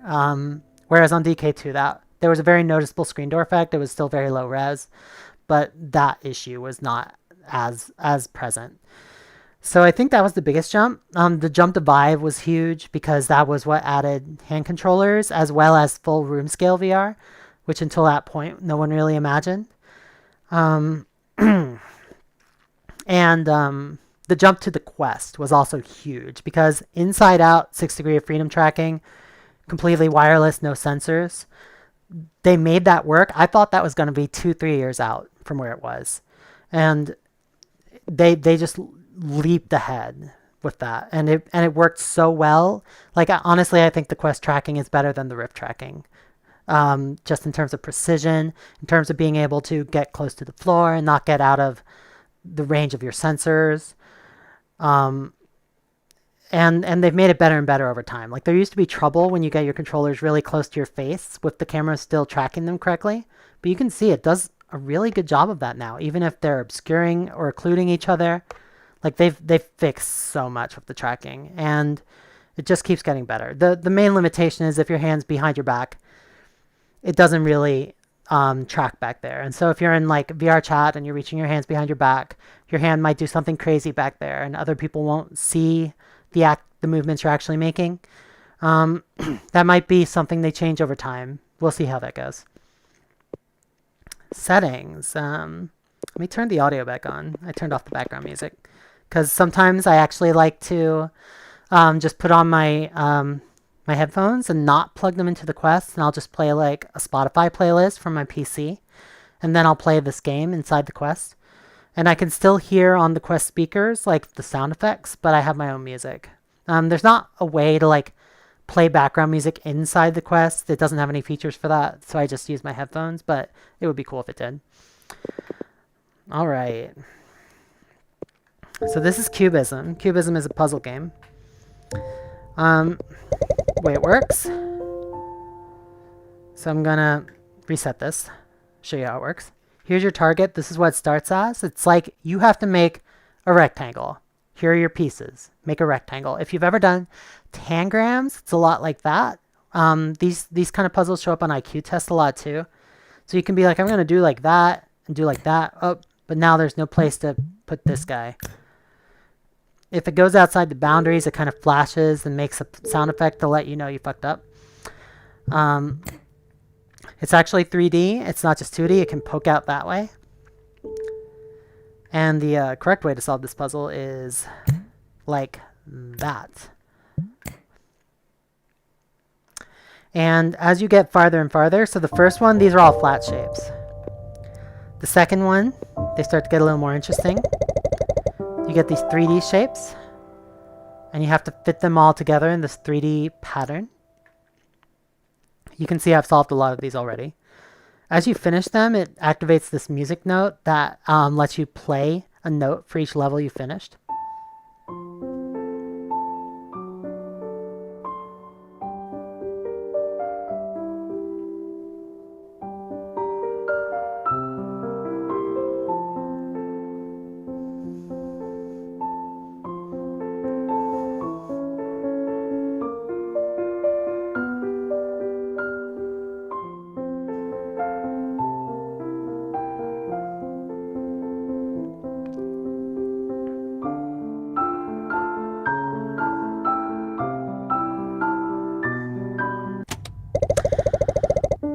All right, here's where I left off. You can see these puzzles get quite a bit harder as you go. I'm not going to even attempt this one right now because I would take like 40 minutes on it. But I'm going to try one of these others. So this one's kind of two intersecting rectangles.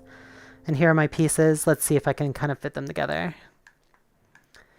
I'm going to guess this cross goes here. I don't see any other place it could go except here. I'm going to guess it's like that. And then that would mean I would have to use this piece here. Oh, but then I'm not going to be able to fill this section. Okay, so that's not a solution. Not a solution. Let's try this. Okay, this evidently is not going to work either because now there's no way I can fill in this 3x2 rectangle. What am I going to do? This is problem. This is a problem. Qu'est-ce que je ferais?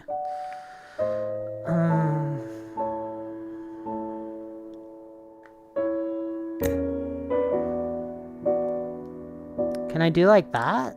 Yeah, I think this is gonna work. Then I kind of hang this on here. Oh, but I still have that rectangle. Okay, let's do it like this. Then, but what am I gonna put here? There's nothing I can put here. Oh my god. Okay, it either has to be like this, in which case we already established that won't work, or it has to be like this. That's the only two ways it can be. So somehow I have to make this work.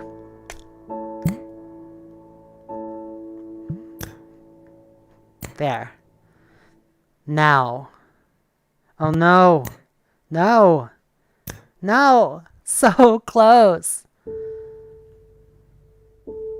This is a great puzzle game. I love how you can use all your visual 3D space intuition. I love how there's no voiceover, there's no documentation, there's no big text you read. They're just like, here's some blocks, put them together. Here's what they should look like. You'll figure it out. It's like, it's all very implied, which is cool. I also like how they use the classical music as a theming for this. How about this? You like that? All right. That's not gonna work. Definitely not gonna work. What about that? Also not gonna work. Fuck my life. Okay. Puzzles. Yeah, so not gonna work, as you can see. I'm sure one of you is already looking at this and you figured out the puzzle. Let me check on your questions.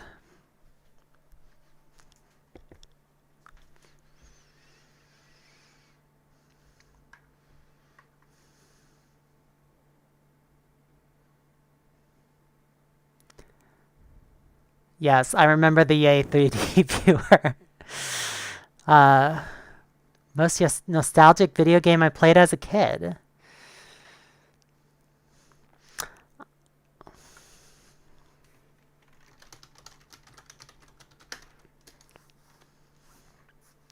The most nostalgic video game I played as a kid was, I'm gonna say actually, probably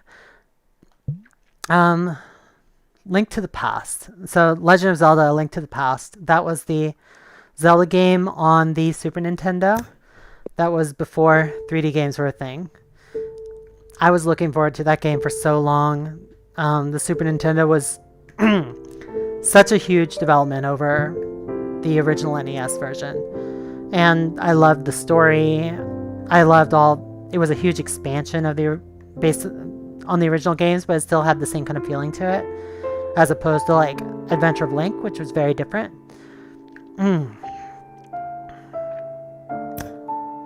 I don't think this is gonna work. No. Or will it? Oh my god, I got it. Yay! Check it out. I love the original Metroid on the NES. And there were also some really old classic PC games I liked.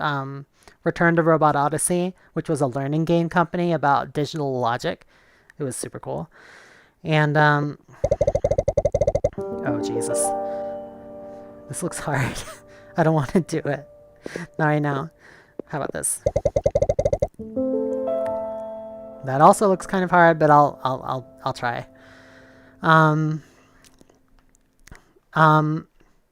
What else? I didn't have an Apple IIe as a kid. I had a PC. And I played a lot of really old classic PC games like IBM's Alley Cat, Air Traffic Controller, a lot of the early shareware like a Castle Wolfenstein or just Wolfenstein 3D it was called then, and Doom. The original Doom. I also I loved Final Fantasy. Final Fantasy IV is absolutely one of my favorite games of all time. I've seen like 7 playthroughs of it. I've played through it myself several times. I love the music, I love the characters, I love the story.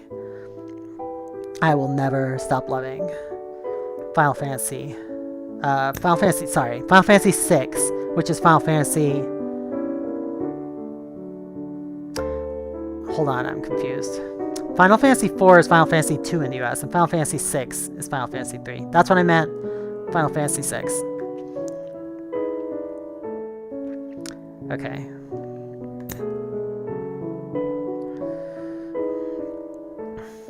A lot of the SNES era games were childhood favorites of mine because that's when I was a child. But I also was really into the N64 era. I was so excited when Mario 64 came out. And I was really into the GameCube era. That was when I was in university. I loved Wind Waker. I loved Eternal Darkness, if y'all remember that one. I loved Paper Mario, Thousand Year Door. And what else did I play? I played a lot of Unreal Tournament. I played a lot of StarCraft Brood War. Played a lot of StarCraft 2 later on. I was really into the esports scene of StarCraft 2. Never got as much into the League scene. But yeah, I've played a lot of games. And a lot of different consoles over the years. This is hard. It's like 2 layers deep, and that makes everything harder.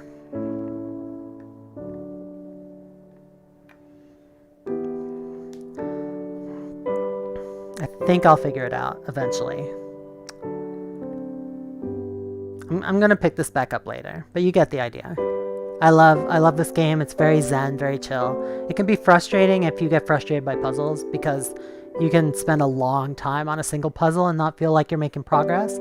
But I feel like you can always just, pull it out, start over, keep enjoying the relaxing music or whatever music you have on your headphones. It's a very cool game. Very simple, but very cool. Let me take a look at what you guys are saying. You gotta go? That's cool. Don't worry about it. I'm glad that you made it. Daily Braden. Glad for everyone else who's here. Feel free to jump in the chat and ask questions and say anything you want. Suggest titles to try. I'll jump into anything. I'm gonna wrap up sometime soon. But I want to show you a few more of the games I've been really enjoying.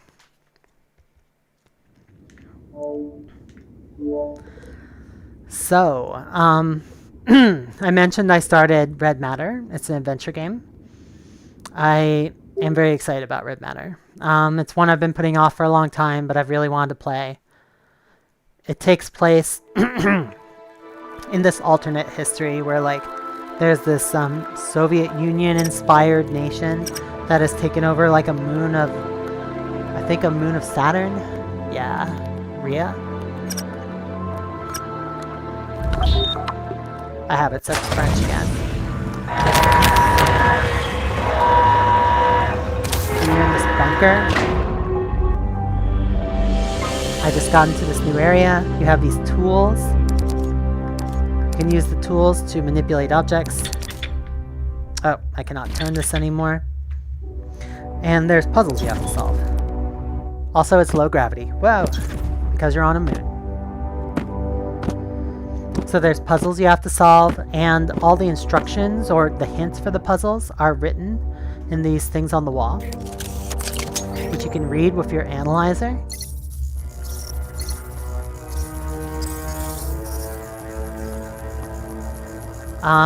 This is in French because I have it set to French. Normally this would be English. It says, verify that the door is closed, connect the electricity, pressurize the airlock, and then turn the airlock. These are instructions on how to solve this little puzzle. You can walk with the shoulder button. Now we're going to have to find a way into the underground complex. The information we're looking for should be there. Okay. So I'm in this complex on this moon of Saturn, and I have to solve puzzles to get access to abandoned stuff. What does this say? Everything's written in this kind of pretend Cyrillic language. They might be real Cyrilics, I don't know. Okay, these are people going in and out of the airlock. This is telling me that I might freeze if I go outside, because it's very cold. What the hell was that? Oh, it's you. Hello? Hi? That's a little creepy. Could you not?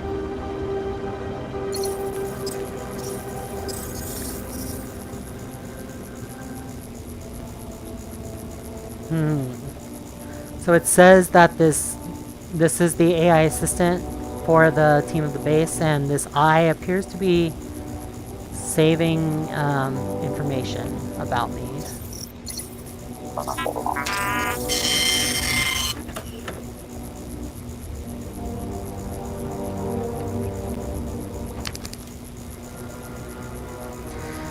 Welcome to the base, comrade. Your presence here suggests that there has been a break in the evacuation protocol.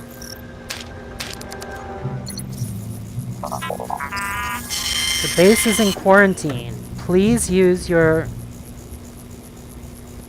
accreditation, whatever that is. Use your accreditation to access the lower levels. Okay. And I apologize for the mess.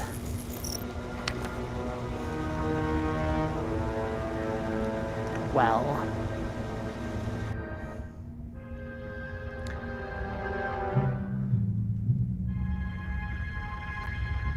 Okay, there's some spacesuits.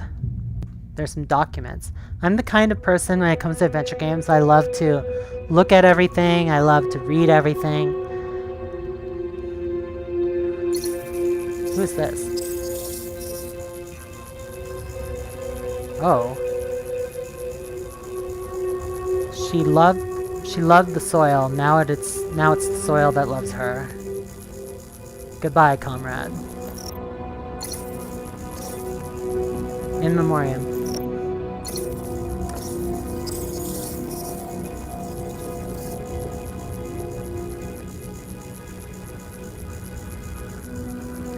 Despite the closure of access to the upper level, you can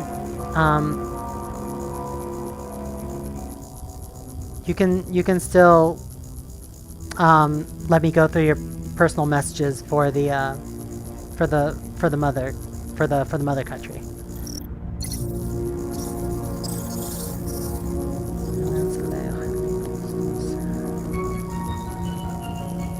Okay, this is another puzzle.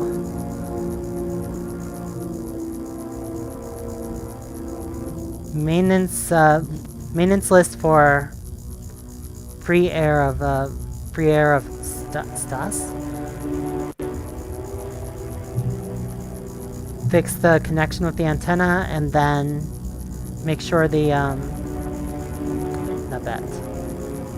Oh, and check the two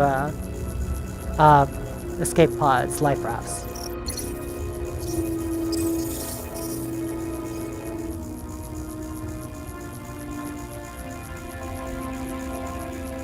Okay. For reasons of security, the exit gates will be blocked until the evacuation.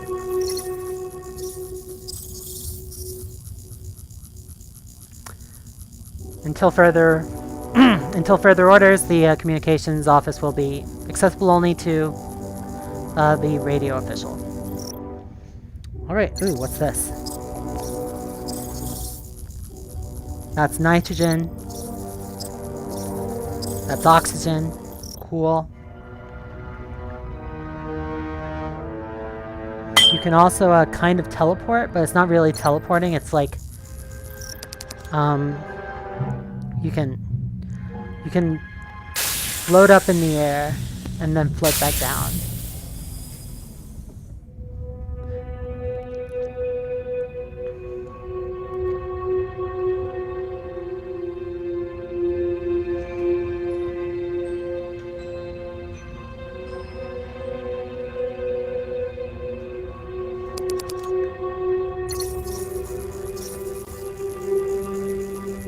Irina Sarova, biology. Okay, I guess this was Irina's suit. Apparently she's not needing it anymore.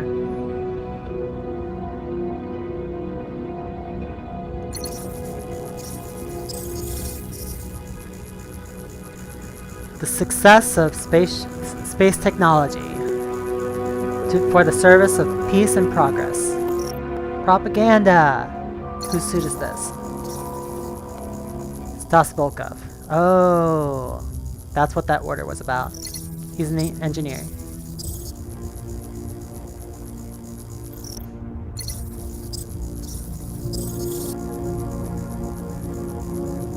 Okay, cool. So yeah, this is a cool adventure game. A lot of people love it. I'm gonna see if I can solve at least one puzzle before I continue. Let's go ahead and open this up.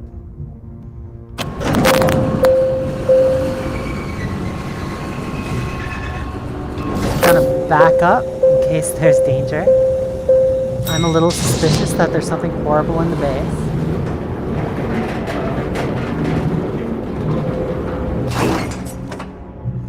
What's this say?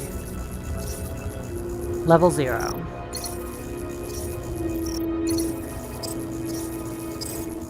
Indicates the position of the elevator. Okay. A button for calling the elevator. Nice obvious notes. We need to find the security code to the elevator. Remember that you can use your scanner to store the information. Okay. Elevator blocked. Please use your security code to travel to the requested floor, comrade.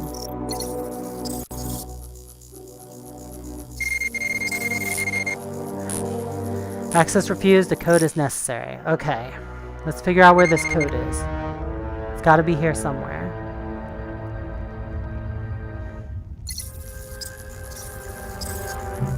Okay, this is the tables of entries and leaving of this airlock here.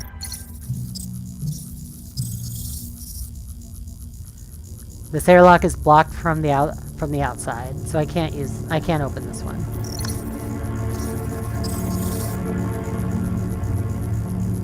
Risk of freezing. Okay.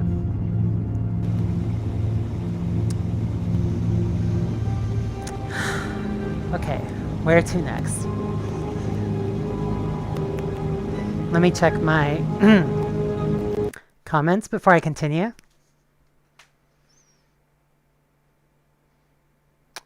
Thank you, Dojo-san. Good to see you again. Excited to be here on Quest 2.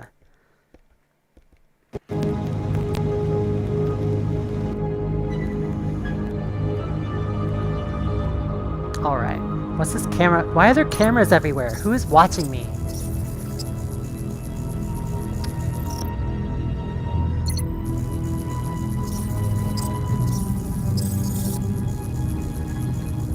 Cinco. Can I open these lockers? Whose locker is this? Security. I can open these lockers. Nice.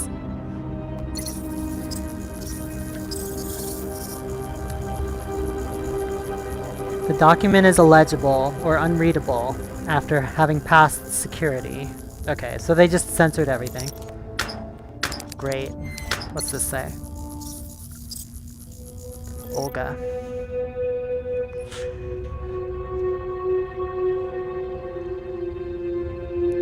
Sometimes I get a little too close to the walls, and so I have to recenter myself in my play space. Aww. Olga.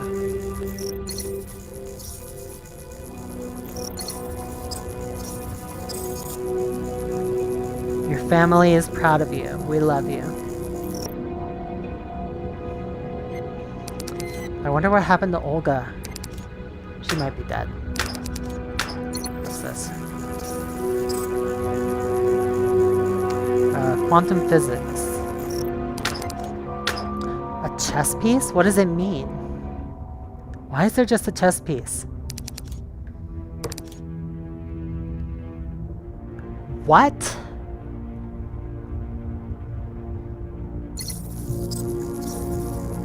Photo of a cat? is evidently a person whose family is mainly a cat. That's fine. Cats are wonderful. Okay, I'm just gonna set this down. This reminds me, I just saw The Queen's Gambit on Netflix. Really good series, highly recommended. It's about a woman who becomes a world champion chess player. And also about her issues with substance abuse. Okay. A Volgravian countryside covered in snow.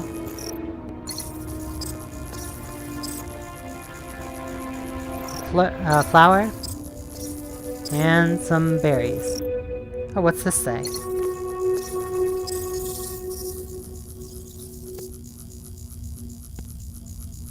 What? It says, I hope that your death will serve at least to fight together against the red parasite that killed you. I love you, always. That's not reassuring at all.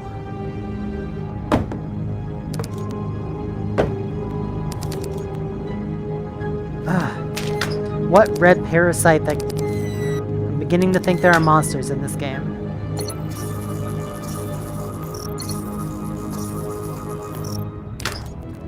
Oh, hey. Thank you. Excellent.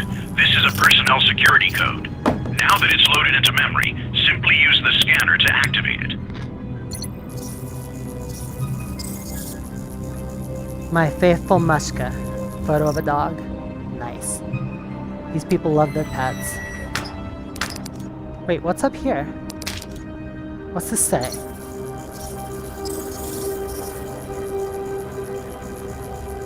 Infraction detected in the Code of Conduct. Please present yourself to a loyalty supervisor.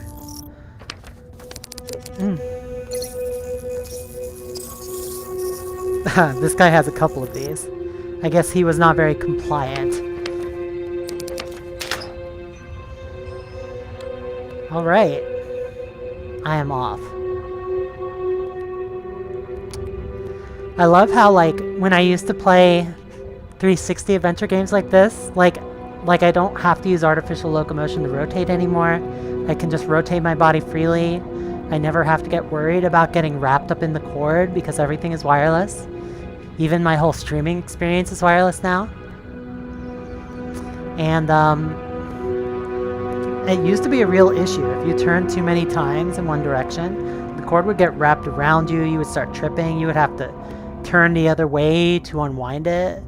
I just don't worry about that anymore. Life is good.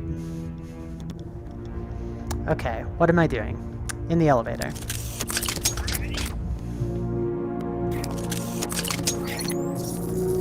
Let's activate this thing. What's that say? All right, Agent. Now locate the security area. The documents we're after should be there. Okay. Remain alert. There's no telling what we may find down there. It says that the credentials of Stas Volkov were used, and we are now taking you to the level of security and maintenance. And I'm just going to get way in the back of the elevator just in case. Why do I hear whispers?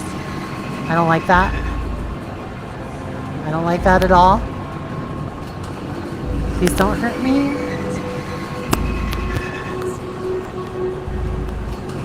I hope this isn't a horror game.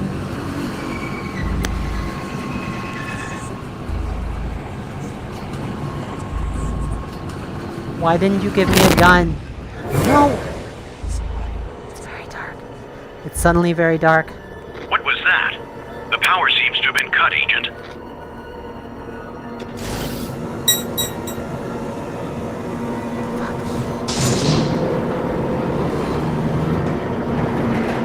Okay. There's just the lights in the elevator going out. Nothing to panic. Find the secret documents. Connect the energy. Find the energy room. Restart the reactor. And access the security area. Okay.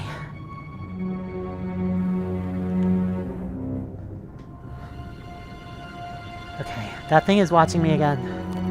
You know what? It just saved. I'm just gonna exit this game for now. I will come back to this another time, but this is a great adventure game. I'm really enjoying it. Looking forward to discovering the secrets of this base, if they don't kill me first.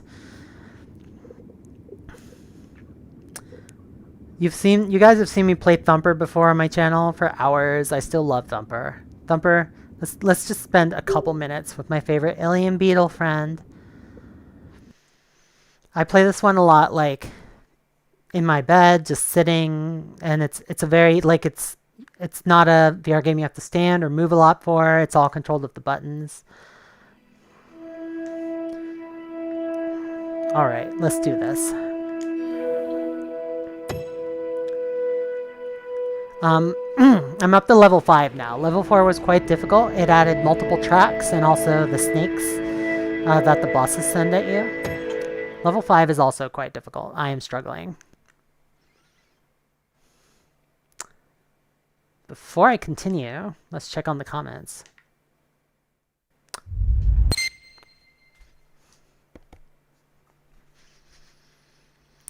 Hey Gimp!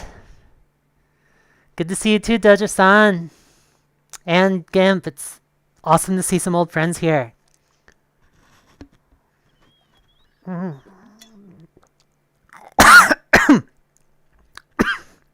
Choking on my drink.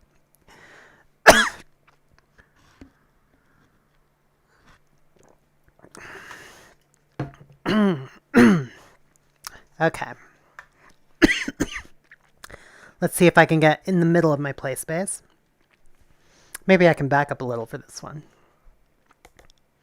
Okay.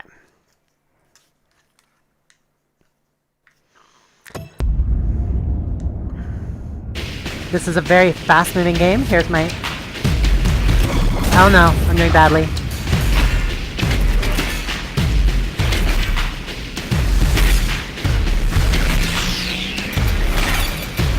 Like I said, everything's in the controllers. You don't really use the motion of the controllers in this game.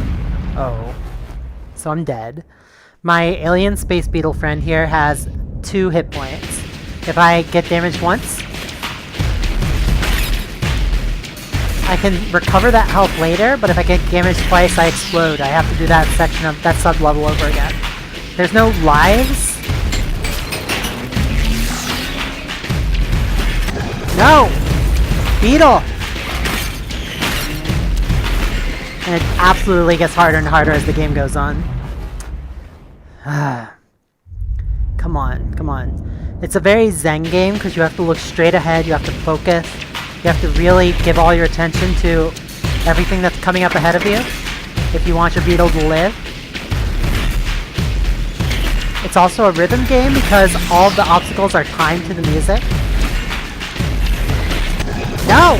Beetle! Okay, I'm not doing too great today. That's fine. One more try, one more try. Level 5, 7. 1, 2, 3. 1, 2, 1, 2, 3. 1, 2, 1, 2, 3. Okay. This game was originally for the PSVR. One of my favorite PSVR titles. Damn it! It looks a lot better on Quest 2 than it does on the PSVR. The resolution's way better. The screen is just way better. The tracking is better. This game is one of the ones, especially when you really need to look ahead and see what's coming up in the distance, having higher resolution makes a huge difference. A lot of the games I'm going to be showing you today are games where having high resolution in the distance is actually really important. Like being able to look in the distance and see details from a distance. This is definitely one of them, because you want to see what's coming up. Another one is Tetris. Tetris Effect, like I mentioned earlier. Being able to see the Tetris board clearly and not have it be pixelated is definitely something you get out of the higher resolution on the Quest 2. Oh, come on. The graphics, honestly, like, for games like this, like, I don't feel like the graphics are simplified from what they... Like, I know that they had to port this game to the Quest. They had to do a lot of optimizations for the graphics to make it run on mobile when it was designed for a console. But it looks so much like the original, I really don't notice a big difference, which is incredible work by the dev teams behind this. I think this is one of the few games that came out on the Oculus Go that I thought was really good, because this game is one of the few VR games that's out now that really doesn't depend in any way on 6 degree of freedom tracking. Tetris Effect is definitely another one, but you're in one place, standing in one place behind your Beetle, and you're not really trying to move. If you move too much, in fact, it's a disadvantage. So that's very different from something like Super Hot. That's entirely dependent on 6 degree of freedom tracking.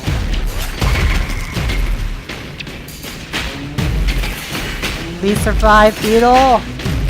Almost there.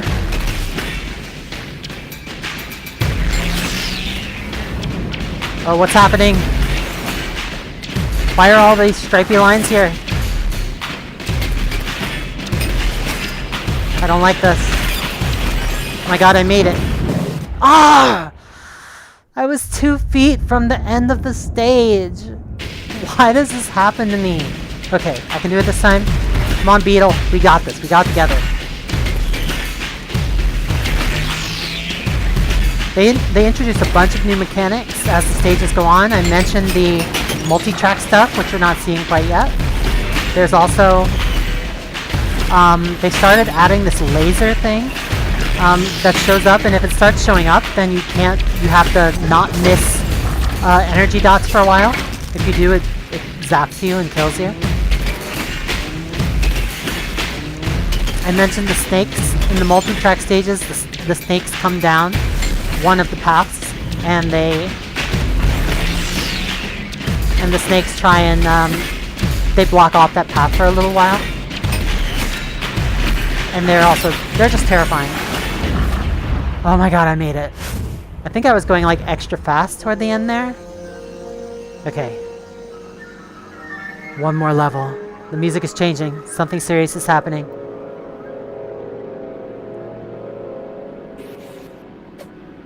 Hang in there, Beetle. Beetle friend. No! Okay, we're off to a good start.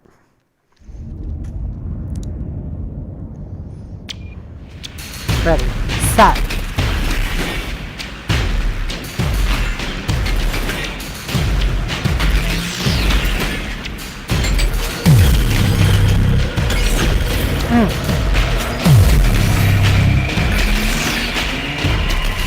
Okay, I think I can make it through this one.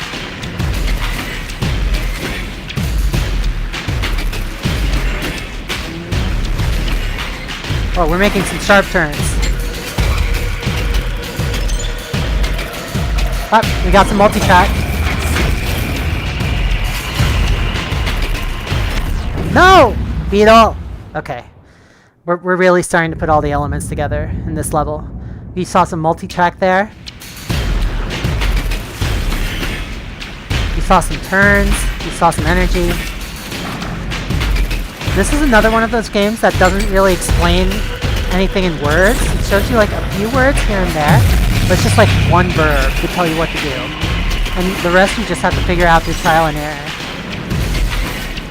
You have to figure out how the laser thing works. You have to figure out how the shield works on your own. Shields, bosses have shields sometimes. You have to,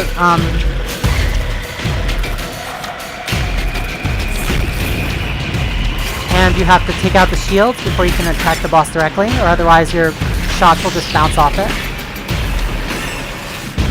Made it. I missed some of the rings at the end there. That's fine.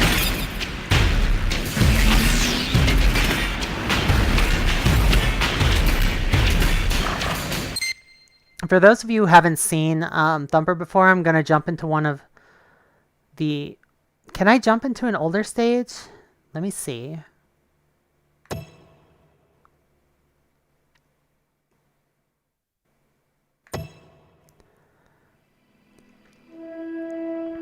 Let me see. Can I go back to an old stage? No, I would have to start the game over, but... Or maybe there's a way to do it from the main menu? Let me see. We'll say... Okay.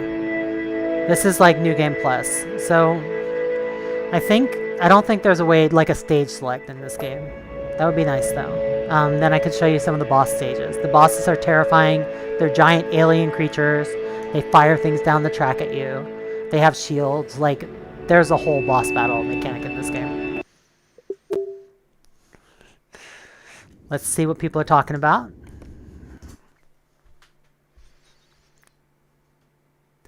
Did I hear about Dr. Beef's Doom 3 port? Yes, I did. I heard that was pretty good. I have not tried it. I'm very excited about porting a lot of these classic 3D games to the to VR and to the Quest, like Quake and Doom and Wolfenstein. It'll be very cool to see them in that environment. I like the idea of being inside like nostalgic game environments inside VR. It really lets you relive them in a different way. I mentioned Fruit Ninja earlier. Fruit Ninja is, like I said, I think the swords, the fact that you can't feel the weight of the swords makes it not as fun as it could be. But it's still a good game. I'm bad at it. You really have to have reflexes to catch all the fruit. It shoots up so many at once. Come on, Fruit Ninja. Fruit Ninja. Are you loading? What are you doing? I would appreciate it if you would tell me if you're loading. I have to assume it's loading. Okay, there we go. Here are my swords. They're beautiful. Look at that shading.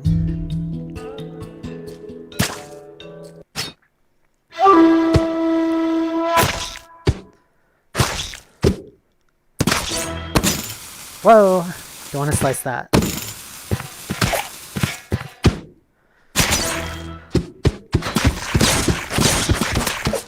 So you can see it starts to get a little wild, and you kind of just have to... You can't just slice everything. You can't just wave your swords around, because then you'll hit the bombs. So they really force you to have a little bit of precision.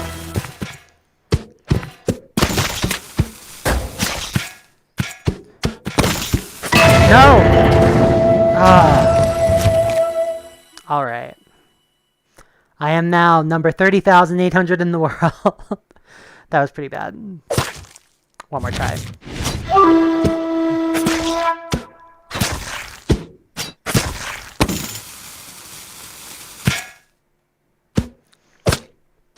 I feel like if there was a way they could simulate the weight and really make it feel like you have to swing hard to move the weight of the full sword around, that would be so much more compelling. But I don't really know of a way to do that without, you know, having a whole like robotic thing attached to your arm. And that would just remove your ability to move around freely. So it's like there's all these trade-offs. I really look forward to like someday if we have like Sword Art Online style VR, then we'll be able to simulate full haptics, full smell, all of that stuff. And also being able to walk around the large open area without having to worry about the limits of a Guardian. But obviously, we're going to need a lot of neurological research before we can get there. But this is even simple apps like this, where you're standing in one place, you're swinging swords around. Like I think, like something that can like a neural VR simulation would help a lot, because you would be able to really feel the weight of these swords in your hand, really exert effort to swing them, and feel as they pass through the fruits. And that's just not something. It feels like you're just waving, like it feels like your sword weighs nothing, and it feels like you're just slicing through air. Which is part of what, like I said, why I think Beat Saber works better, because it just vibrates a bit when your saber passes through the cube, which is kind of what you expect to feel like when you're waving a saber made of light through a cube. Okay, I'm still bad. I'm still very bad.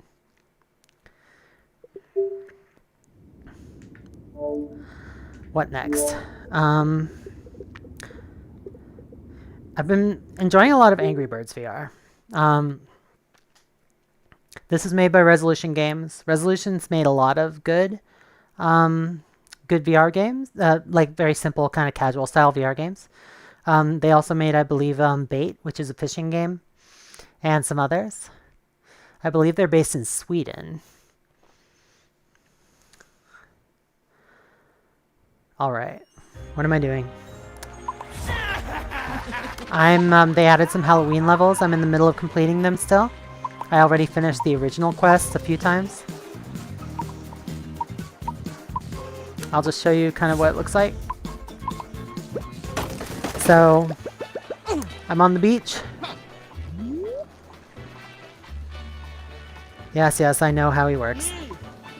So it gives me this 3D structure, so it's not 2D like regular Angry Birds, it's 3D. And you can view it from different vantage points and teleport between them. And then you get a slingshot. And you get a bird friend who goes in the slingshot. And these guys are waiting to go next. It says wait behind this line. And then you just fire them.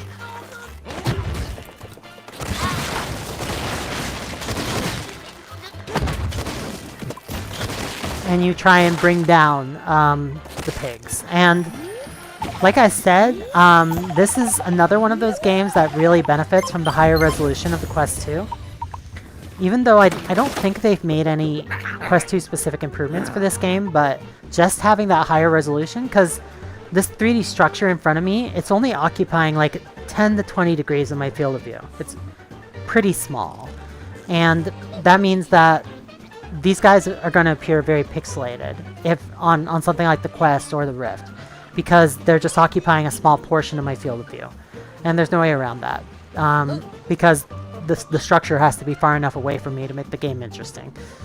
And if I got really close to it, then I'd be able to see it more clearly, but also it would be super easy to just fire a bird from 1 foot away and just hit any part I want, which would not be interesting.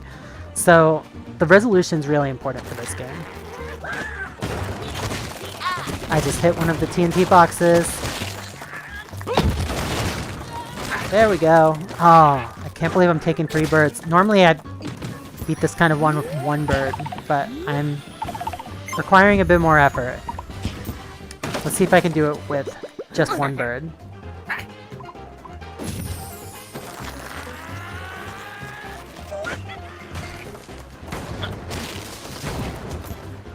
Apparently not. Okay, at least that was 2 birds instead of 3 birds. You get bonus points for every bird you don't use. It's a big source of your bonus points.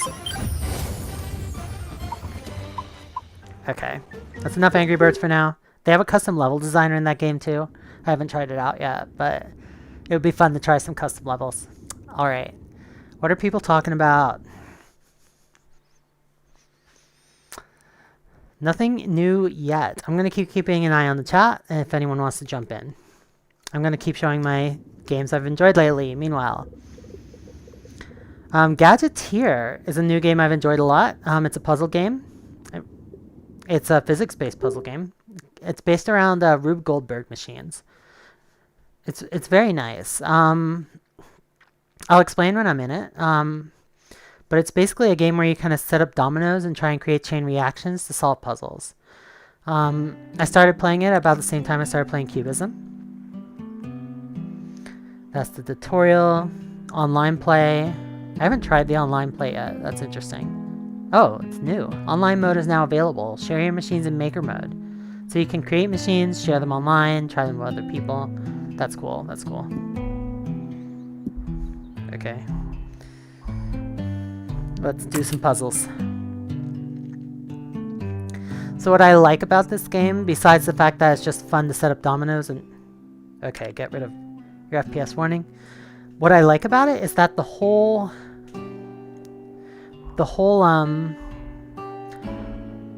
like series of levels is all linked together in a single room. So like you go from one level to the next just by walking over slightly in this room. And this room is kind of made to look like kind of a little home technology studio. And there's it all feels like really realistic because they really went for this really realistic style of just like using things you found around the house to build Rube Goldberg machines, like books and shelves and all that kind of thing. Okay, where am I? I'm at this one. Let's see if I can solve it.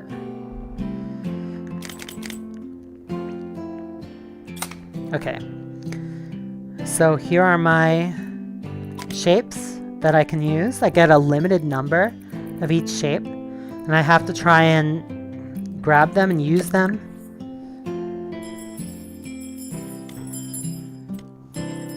I'm gonna use my freeze mode here. Put it like that. And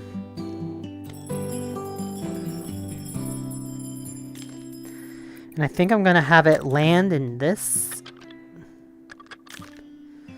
And then it'll come out through this.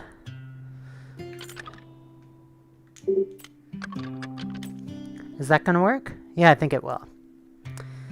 And then I'm just gonna have some... Not this.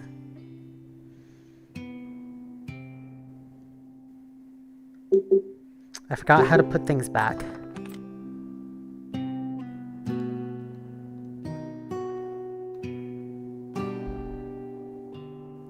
Oh well, it's out now. There's some way to put... Oh, there we go. That's how you put things back. You can put things back here. Okay. And I'm gonna try and get some dominoes to kind of go here and hit this thing. That should knock a ball off. And then I just have to get that ball to like run around a rail and hit one of these things.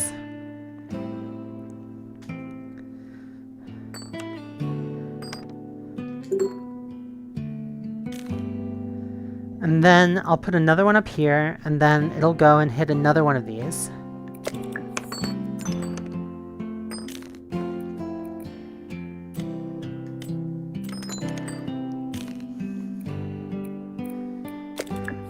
And then I'll just have that one kind of directly hit this. That's my plan.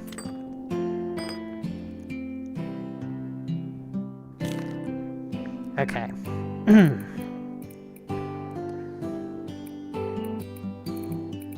Oh, I don't have any dominoes on this one. I have to do everything with just the balls and the tracks. Okay, I don't think I want to use this then. I think I just want to use some trails.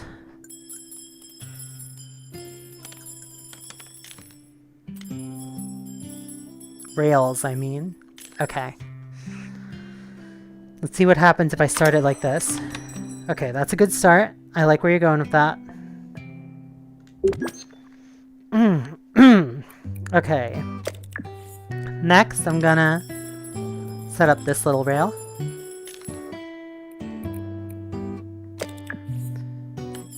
I can't really fit the smaller one in there, so I'm gonna use this.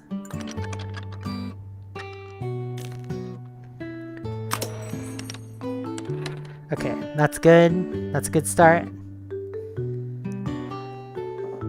Just realized that this is over here, but it actually needs to be over here. Yeah, okay. So I'm gonna go ahead and set up a...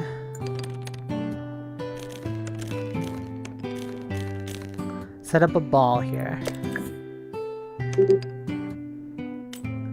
There we go.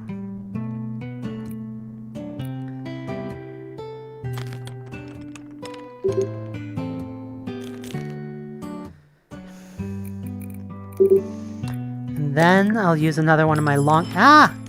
I'm sorry. I'm sorry. Okay, well. Get back here. It's part of what I like about this game is it's so physical. Like, if you drop something, you literally just have to bend down and pick it up. Like, there's no reset button. There's no undo. It's really like you're just building things in a garage.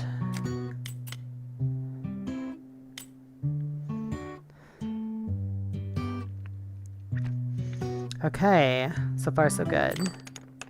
Move this a little higher. And I should have enough rails left to get over to that.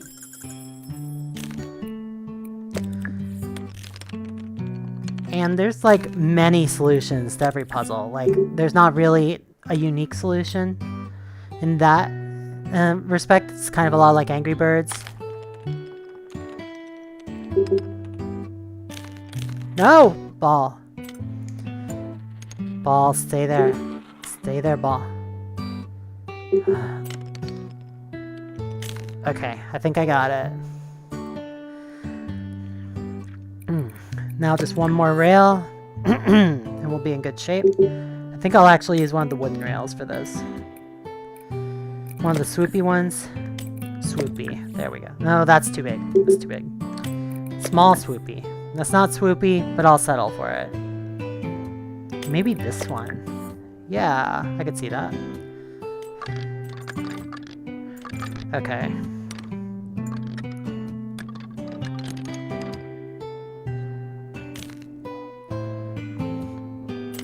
Okay, just gotta have the rail, bring it down on here. Okay, let's see how this goes. No! Why? Why wasn't it powerful enough? Okay, that kind of failed to go quite far enough to push this ball. I think the reason for that is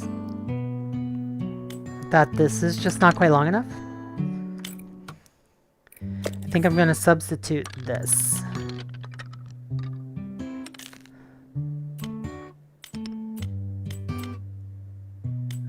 Okay, try again. What are you doing? Why aren't you pushing it? This is so weird. Alright. I think I'm just gonna move this out a little bit. Oh, the ball is frozen. Unfreeze ball. Unfreeze ball. Okay, I think that's what it was. There we go. No! You were supposed to be the chosen one. Okay, try that again. This has a lot of the same fun of setting up Rube Goldberg machines in your own house, but the nice thing is you can reset them after you're done with them and do them again.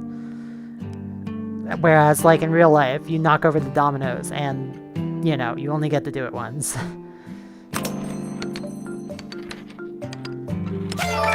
Yay! There we go. So I like to be standing on the floor when I can, but when I do these higher up ones, I actually have to lift myself up off the floor like I'm on a ladder.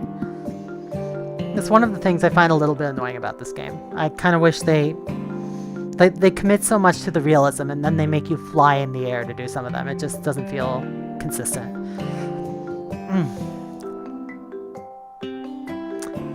Let's see, anything new in the comments? Nothing new in the comments right now. That's fine. I'm gonna check out a couple other games.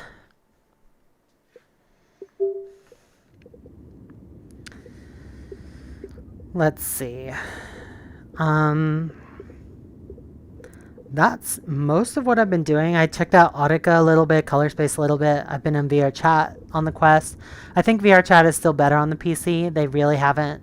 Like, the fact that you can't use any avatar you want, you have to use avatars that are optimized for the Quest, really takes away a lot from the experience, because being able to explore a variety of avatars is a big part of what makes VR Chat fun. I think it's still good. You still get a lot of that sense of connection and sharing personal space and exploring with friends, but those avatar limitations are rough. Also, the rendering limitations in other people's avatars are also pretty rough in the mobile version. It's really not designed for mobile. I want to get into more of these, like Onward, Saints and Sinners, some of the Team FPS games. I tried out a little bit of Hollow Point. Hollow Point is fun.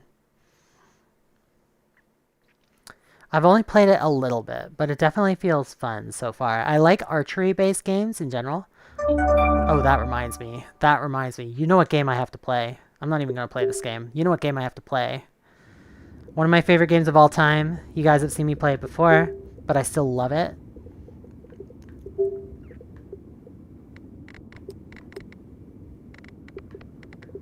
Ah, what was that? I just agreed to something accidentally. That's fine. It's probably fine. My life now belongs to Facebook as though it didn't already. Okay, In Death. I love In Death. They have a mobile version of In Death now called In Death Unchained. It's kind of an it's an archery game with like an afterlife theming. It's very, very cool. This title screen is cool too. So that's you in the middle, facing the armies of demons.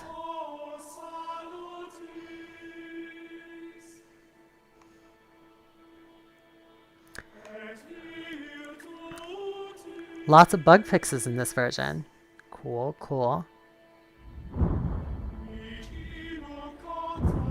3 profiles. That's very classic console game. Sanctuary.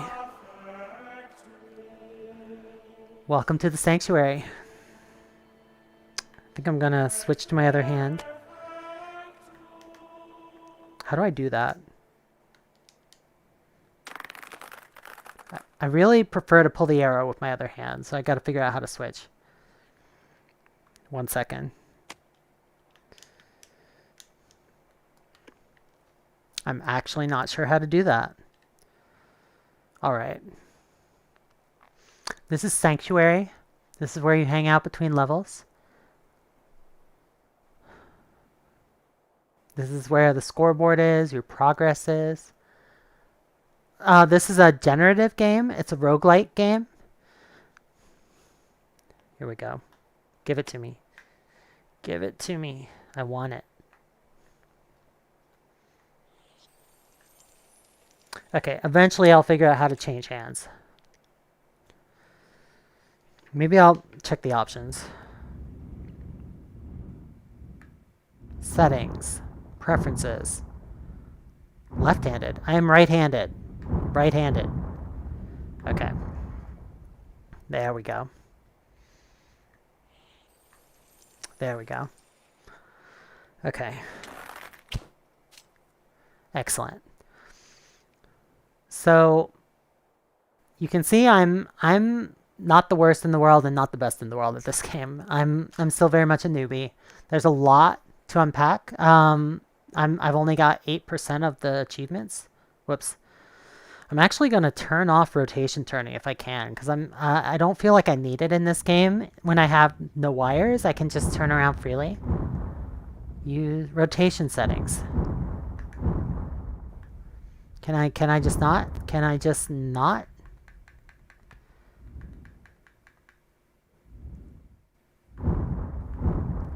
Okay, apparently I can't turn off rotation, so I'm just going to try not to do it.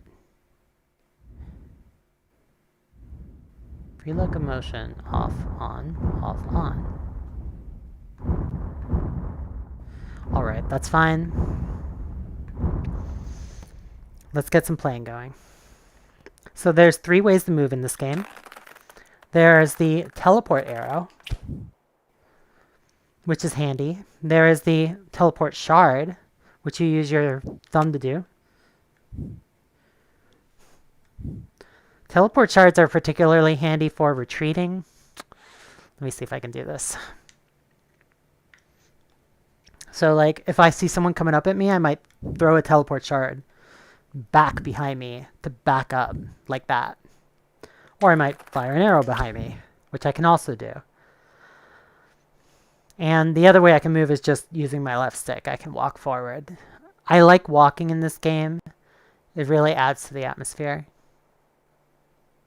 The arrows are more useful for getting on top of stuff.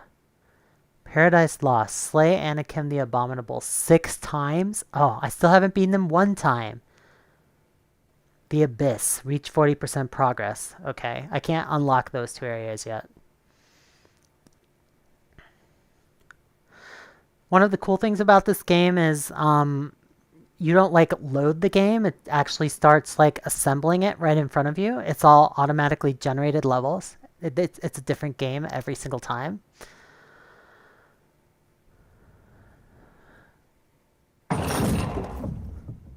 Oh, I just got locked in. So yeah, I'm in the game now. I just walked into the game. I actually hope in the future more VR games will be like that, where like the loading screen is like the starting area, and then you just walk into the game, or like a portal opens and you go through it and you're in the game. Because I really like the idea of having this continuous experience where there's no loading screens and there's no fade to white, fade back into the game, where it's all just continuous. Welcome to Purgatory. So I think each of the 3 modes has like a different set of buildings and enemies and stuff like that. There's still a lot of enemies for me to unlock in Purgatory, and I still haven't beaten the first boss battle. But I'm pretty good at the early sections. Oh, hi there. Uh-oh. I alerted him. I said I was good. Don't make me a liar. No! There's my shield. Okay, I have a shield for the arrows, just in case. I hit my under button to do that. This is definitely my favorite archery game in VR, because I love the theming of it. Jesus, I'm bad today.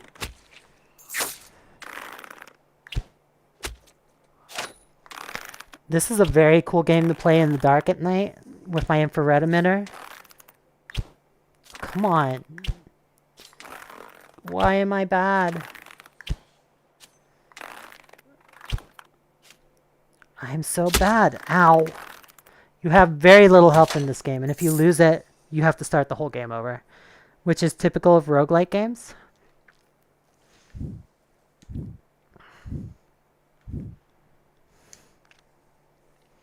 Oh, hi there, friend. Oops, I alerted him again. I prefer to kill them with 1 arrow before they see me, but I can't always do that. Oh, shit. Oh, hi there. Hey, nice to see you.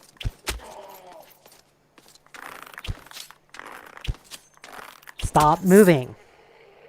Death through arrow to the arm. So these guys usually can't do much if you're up above them, but they can start throwing axes if they get really upset. Their axes move slowly, but they do a lot of damage. Ow! I wasn't fast enough with that shield. Okay. My health, I already lost 2 of my 6 health. That's all the health I have. I hope I get... You only occasionally get healed in this game. If I hold up my hand, this tells me how much experience I've gotten in this game and how much gold. You use the gold to buy upgrades when you get to the stores that come here and there. Who's there? Nobody there? Oh, hi. Oh, shit. Good thing he took a moment to roar at me before he started shooting.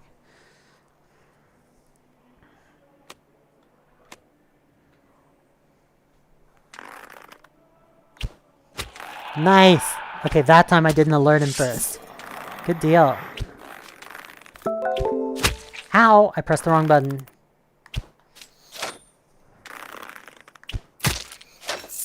Nice. Okay. I see a bonus over there.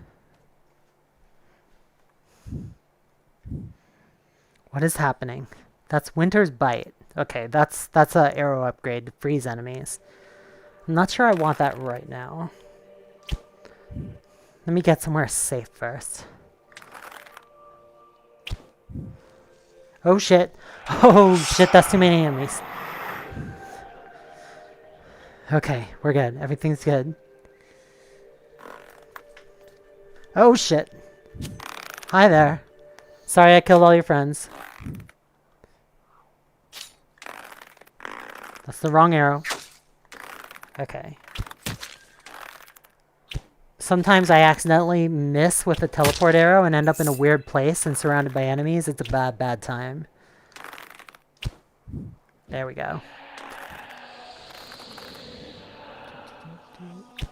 It's not all these archer guys. There's also zombies and the axe guys, and they start adding more and more enemies as you go.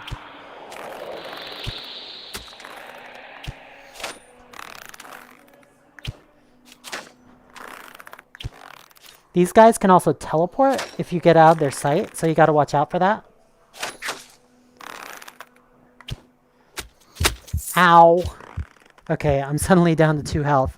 That's a bad situation to be in. You can see one of our zombie friends over there. Nice! Oh, didn't quite kill him. Where's that at? Okay, there's Max.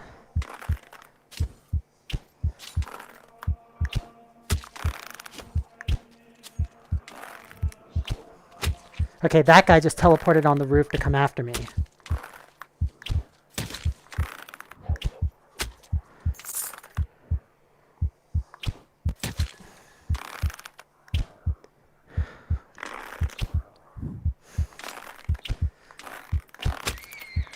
It's dangerous to get close to them because you have very little time to block their arrows.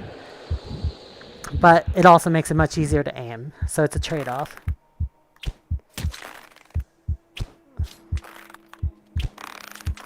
Hello, zombie friend. Hello, zombie friends. The zombies are relatively harmless. They only take 1 arrow to kill usually. They can't fire at you from a distance in any manner. But there are lots of them.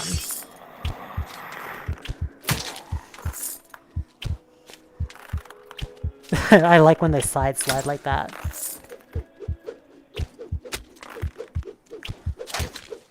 These guys are also pretty harmless from a distance, but they have a ton of health. And if they get crowded up with the archer guys, they can get pretty dangerous.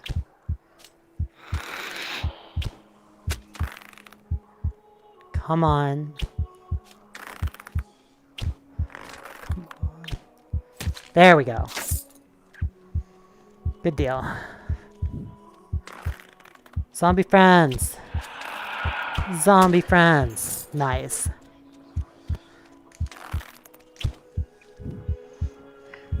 You can tell they were going for this kind of Christian allegoric, very like solemn feeling to the atmosphere.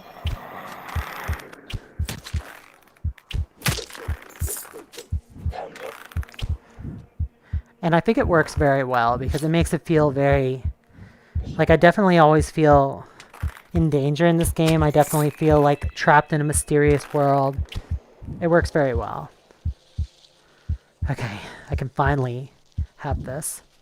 Whoops. Nice. So now that I have ice arrows, I can freeze dudes. It's kind of useless on the zombies because they die in one shot anyway, and I have limited ammo.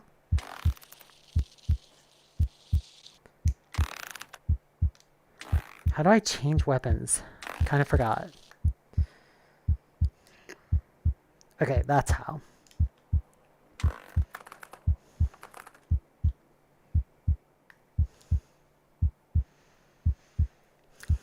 Hello, zombie friends. These guys are scary though, because they'll start running fast at you. And there can be a lot of them at once. Holy shit. Okay. Good times.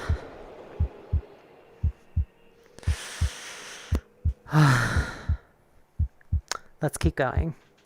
I prefer to clear out an area to get as much experience and gold as I can before continuing, even though I can also climb over the entire area very easily. That doesn't leave me well prepared for the future bosses and stuff. Blood of the Lamb, Blood of the Lamb. Blood of the Lamb is how you heal. You get +1 heal, and they only drop pretty rarely.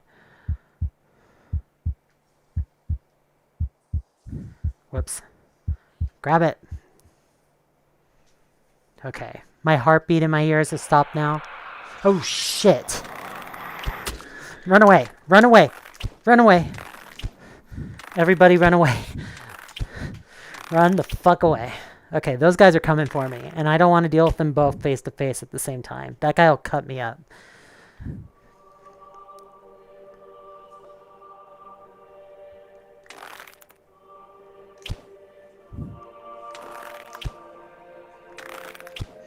This is part of why I'm bad at the boss section. I'm very reliant on climbing on the roofs and stuff.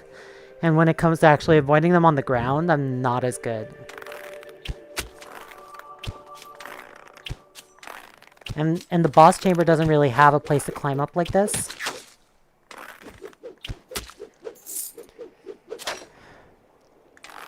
Okay. Should be fine now. Should just be that one guy now. Hey there. Nice. Okay. Cool, we're good. Who's over here? Just one zombie. I can handle one zombie. Assuming my aim isn't terrible. There we go. Right in the face.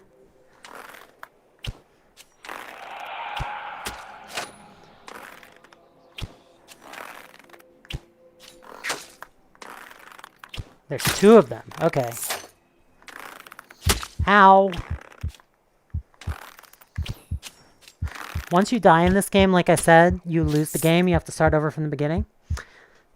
So it puts a lot of pressure on you to stay alive, especially because you only rarely get the healing. Taking one shot is a big deal in this game. Who's out here? Anybody? No, I think I'm good.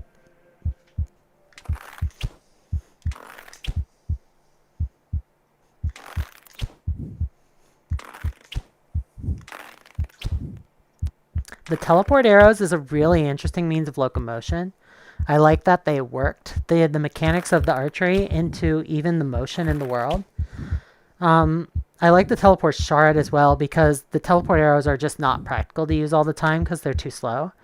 But when you really need to like go a long distance really quickly, the teleport arrows are very, very cool.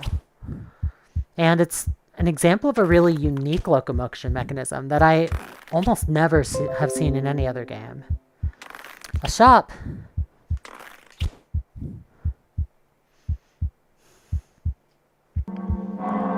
Need a break? Exit the game and continue. So they added this recently. You used to not be able to like save at all. Now when you reach a store, it's also a checkpoint, so you can save there. So I can buy some blood of the lamb, some wildfire, some birds. You know what? I want healing. Give me healing.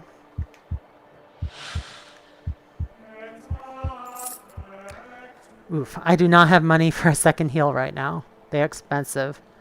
But I think it's worth it. Even if it's just 1 unit on my life meter. That can be the difference between life and death. Alright. Exit. I think that's going to be it for now. Let me turn toward the camera.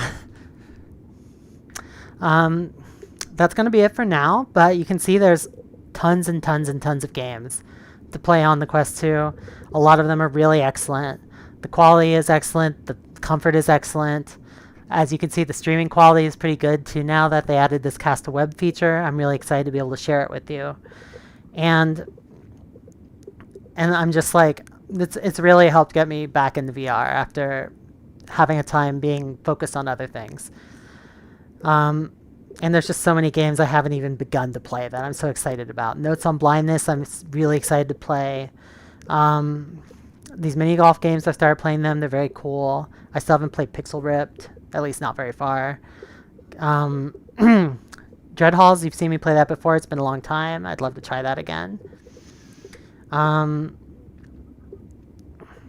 Res Infinite, that started as a PSVR game. I haven't gotten too into it. Virtual Reality, I've played a bunch of that, but I've never won it.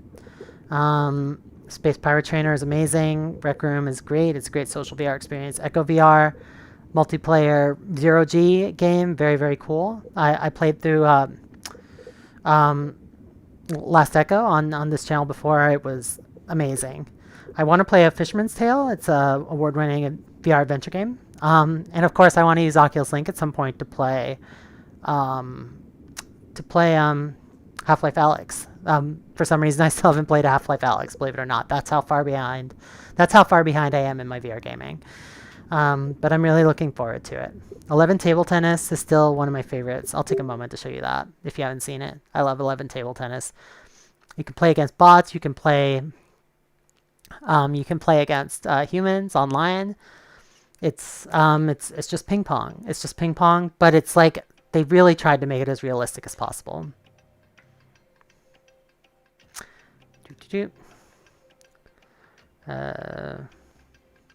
What?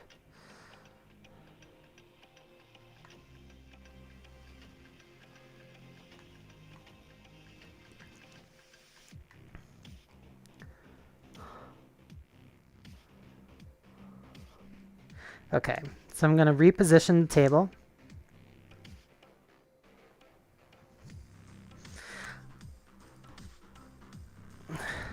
Touch the ground. Okay, this looks pretty good.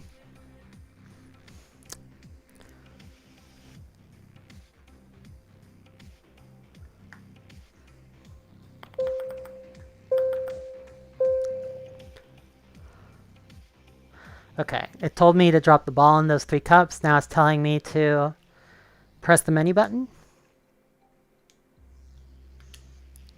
And I'm going to start with the amateur racket.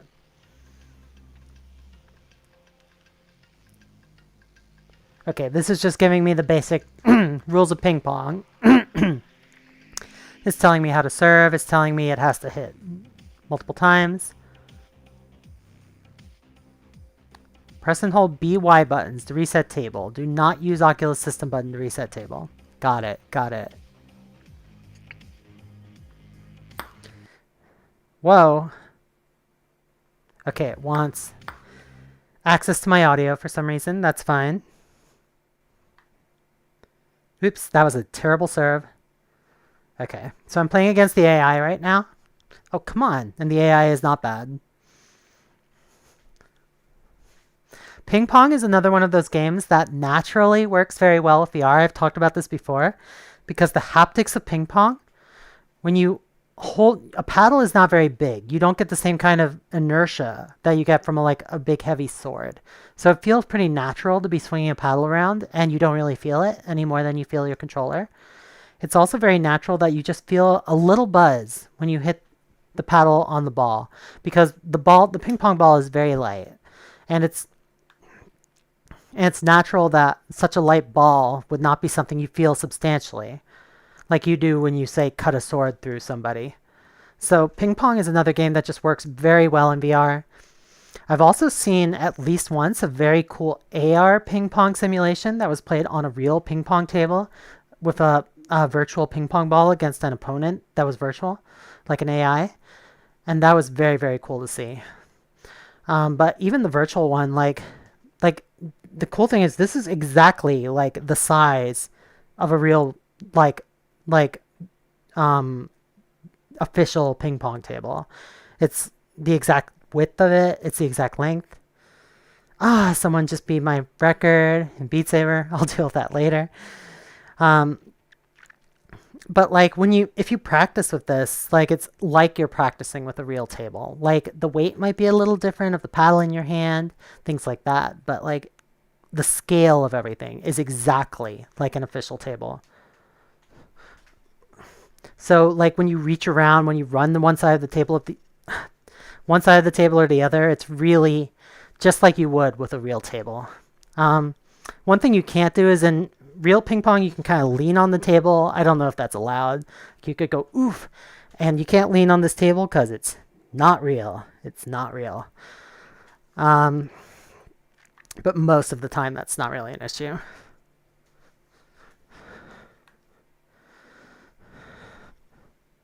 You could, if you wanted, take a real-life ping pong table, position it in exactly the same location as this virtual ping pong table, and then you could get an extension for your controller that's the same shape as a real paddle, and that could make it feel a lot more like real ping pong. And you would be able to really put things on the table and stuff like that. I think that would be fun, but it would also take away the flexibility of just being able to play this in any room, anywhere you go, to take your portable headset with you, play ping pong outside, play ping pong at your friend's house, do all that kind of stuff.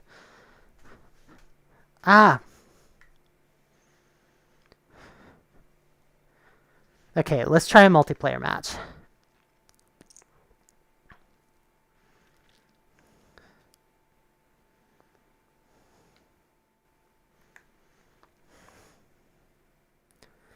Multiplayer.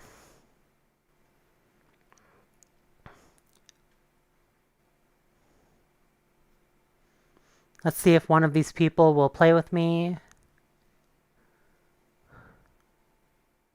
There we go. Hey. Yep, your microphone. All right. No, I'm not. I will serve. One second. I just have to dismiss the menu here. Oh, you just hit the menu button on your left controller. Whoops. Ah. I've had it for a while, but I haven't played lately. Awesome. Congratulations. Did you get a Quest 2? Yep. I love the Quest 2. It's so much better than the Quest 1, you have no idea. The Quest 1 was a lot heavier. It was a lot more front heavy, and so you would really feel the weight on your face, and that's not nearly as bad with the Quest 2, especially if you have the Elite strap. Ah.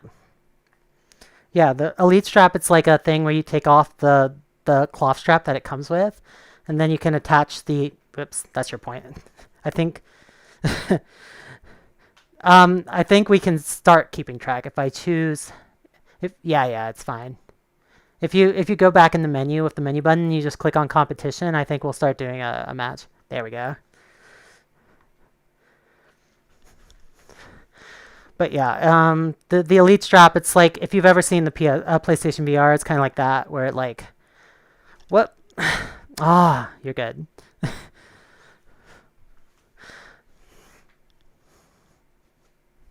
It does. Like, the ping pong, like, it's one of those things that works really well in VR because it doesn't bother you. Is it my serve? I think it's your serve.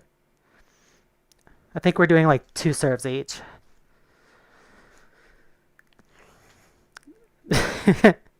You're doing good. It really does. It really does.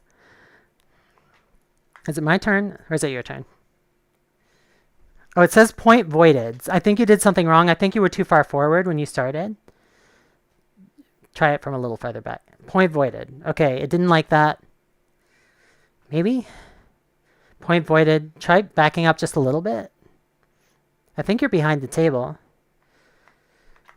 But I can't serve right now. Oh. Oh, it's because it...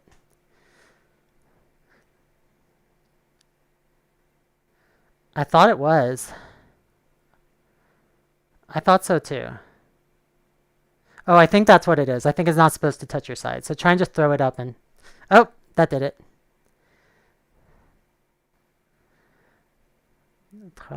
No, wait. Actually, that didn't work. It says you served the ball too far in advance. What does that mean? Maybe not. Maybe they're doing something different.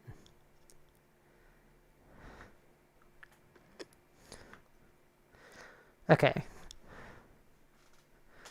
Oh, yeah. You hit it, then it goes on both sides. That's how it works. Okay. I totally forgot that's what I was doing. Okay. Your turn. No, you don't drop it. You throw it up, you hit it, and then it hits both sides. That wasn't bad.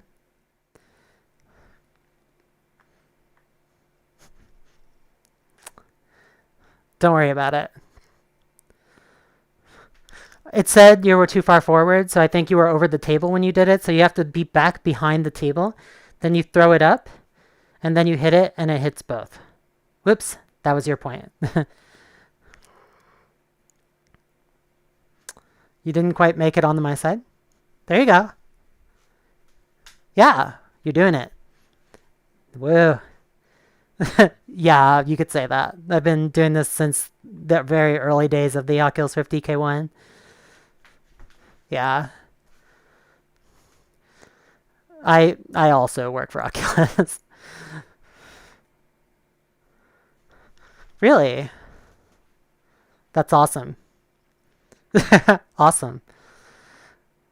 What role do you have?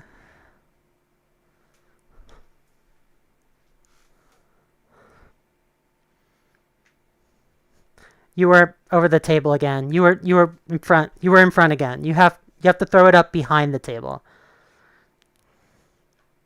Okay.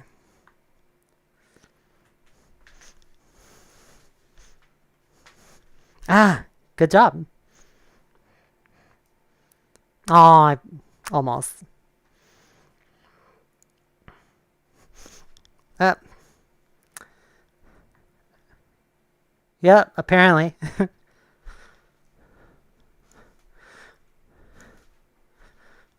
No!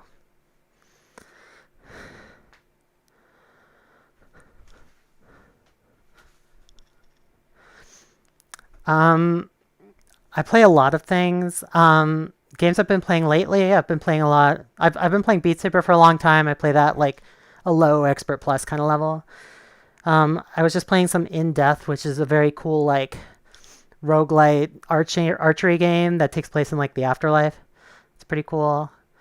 There's a lot of good puzzle games. Cubism is a really cool like visual space puzzle game. There's Gadgeteer, which is like a Rube Goldberg machine puzzle game. Let me check my library, see what else I've been playing.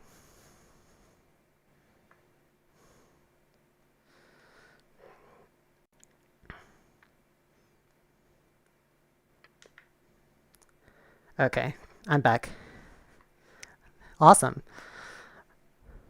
I've been playing Red Matter, which is an adventure game. I really liked Shadowpoint, which is another. I have.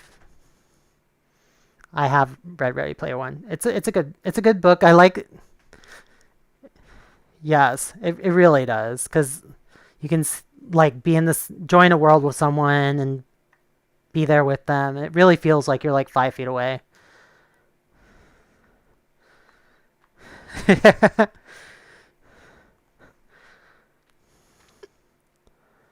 You were just in the lobby, and I just clicked on your invite you.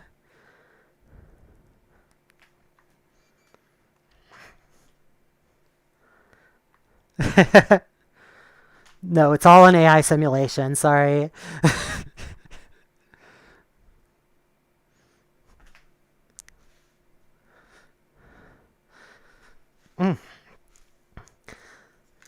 I have mixed feelings about Ready Player One because I think their vision of the technology is very cool. I think their characters maybe not so much. Yeah, I just found them a little weak. Like the evil corporation and the hero who like wins the day by really being really good at video games. And the forced romance, and there were a lot of issues, but yes, exactly.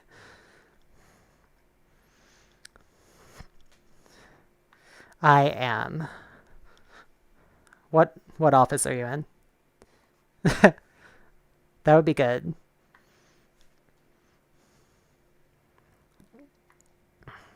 Yes, it's yours.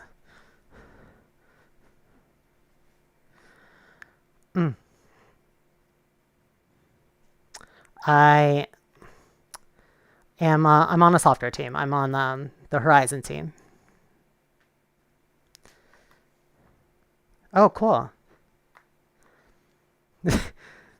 It needs a little work, but I like the voice assistant.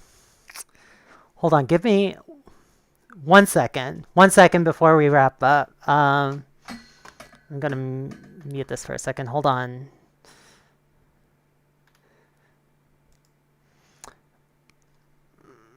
Can you just tell me like your name so I can look you up and message you? Yeah. Oh, Lily C at Facebook. That makes sense. Cool.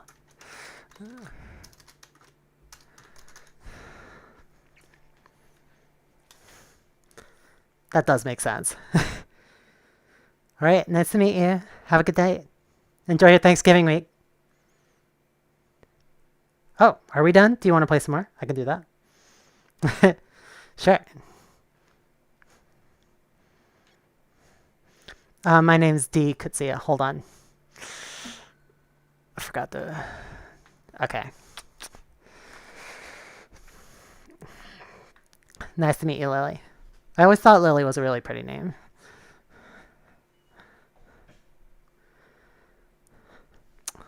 No!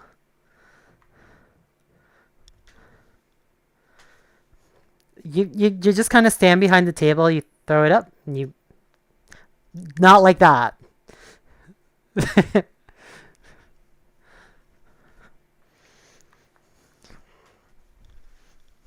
No!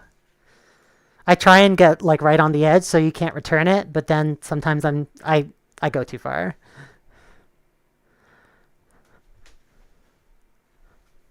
Yes, like that.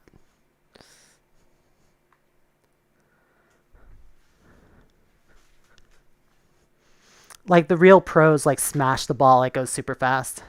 I lost, you won, good job. Alright, I'm out for now, but I will catch up with you later. Yeah, just you can use my username if you can remember it, or I'll just add you and you can add me back. Okay, bye, nice to meet you. Bye. That was fun. I made a friend. I was not expecting to meet someone who works at the same office as me randomly in ping pong, but apparently things happen. I will go ahead and add her. Social. I'm a little confused by how they've been changing around the social interface, but I'll figure it out. Load. I have too many friends. It takes forever to load. Okay, there we go.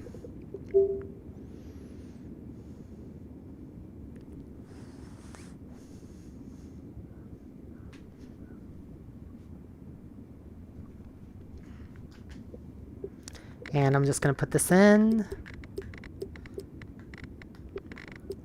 There we go. All right, cool. I'm going to go ahead and check the chat, see if there's anything new.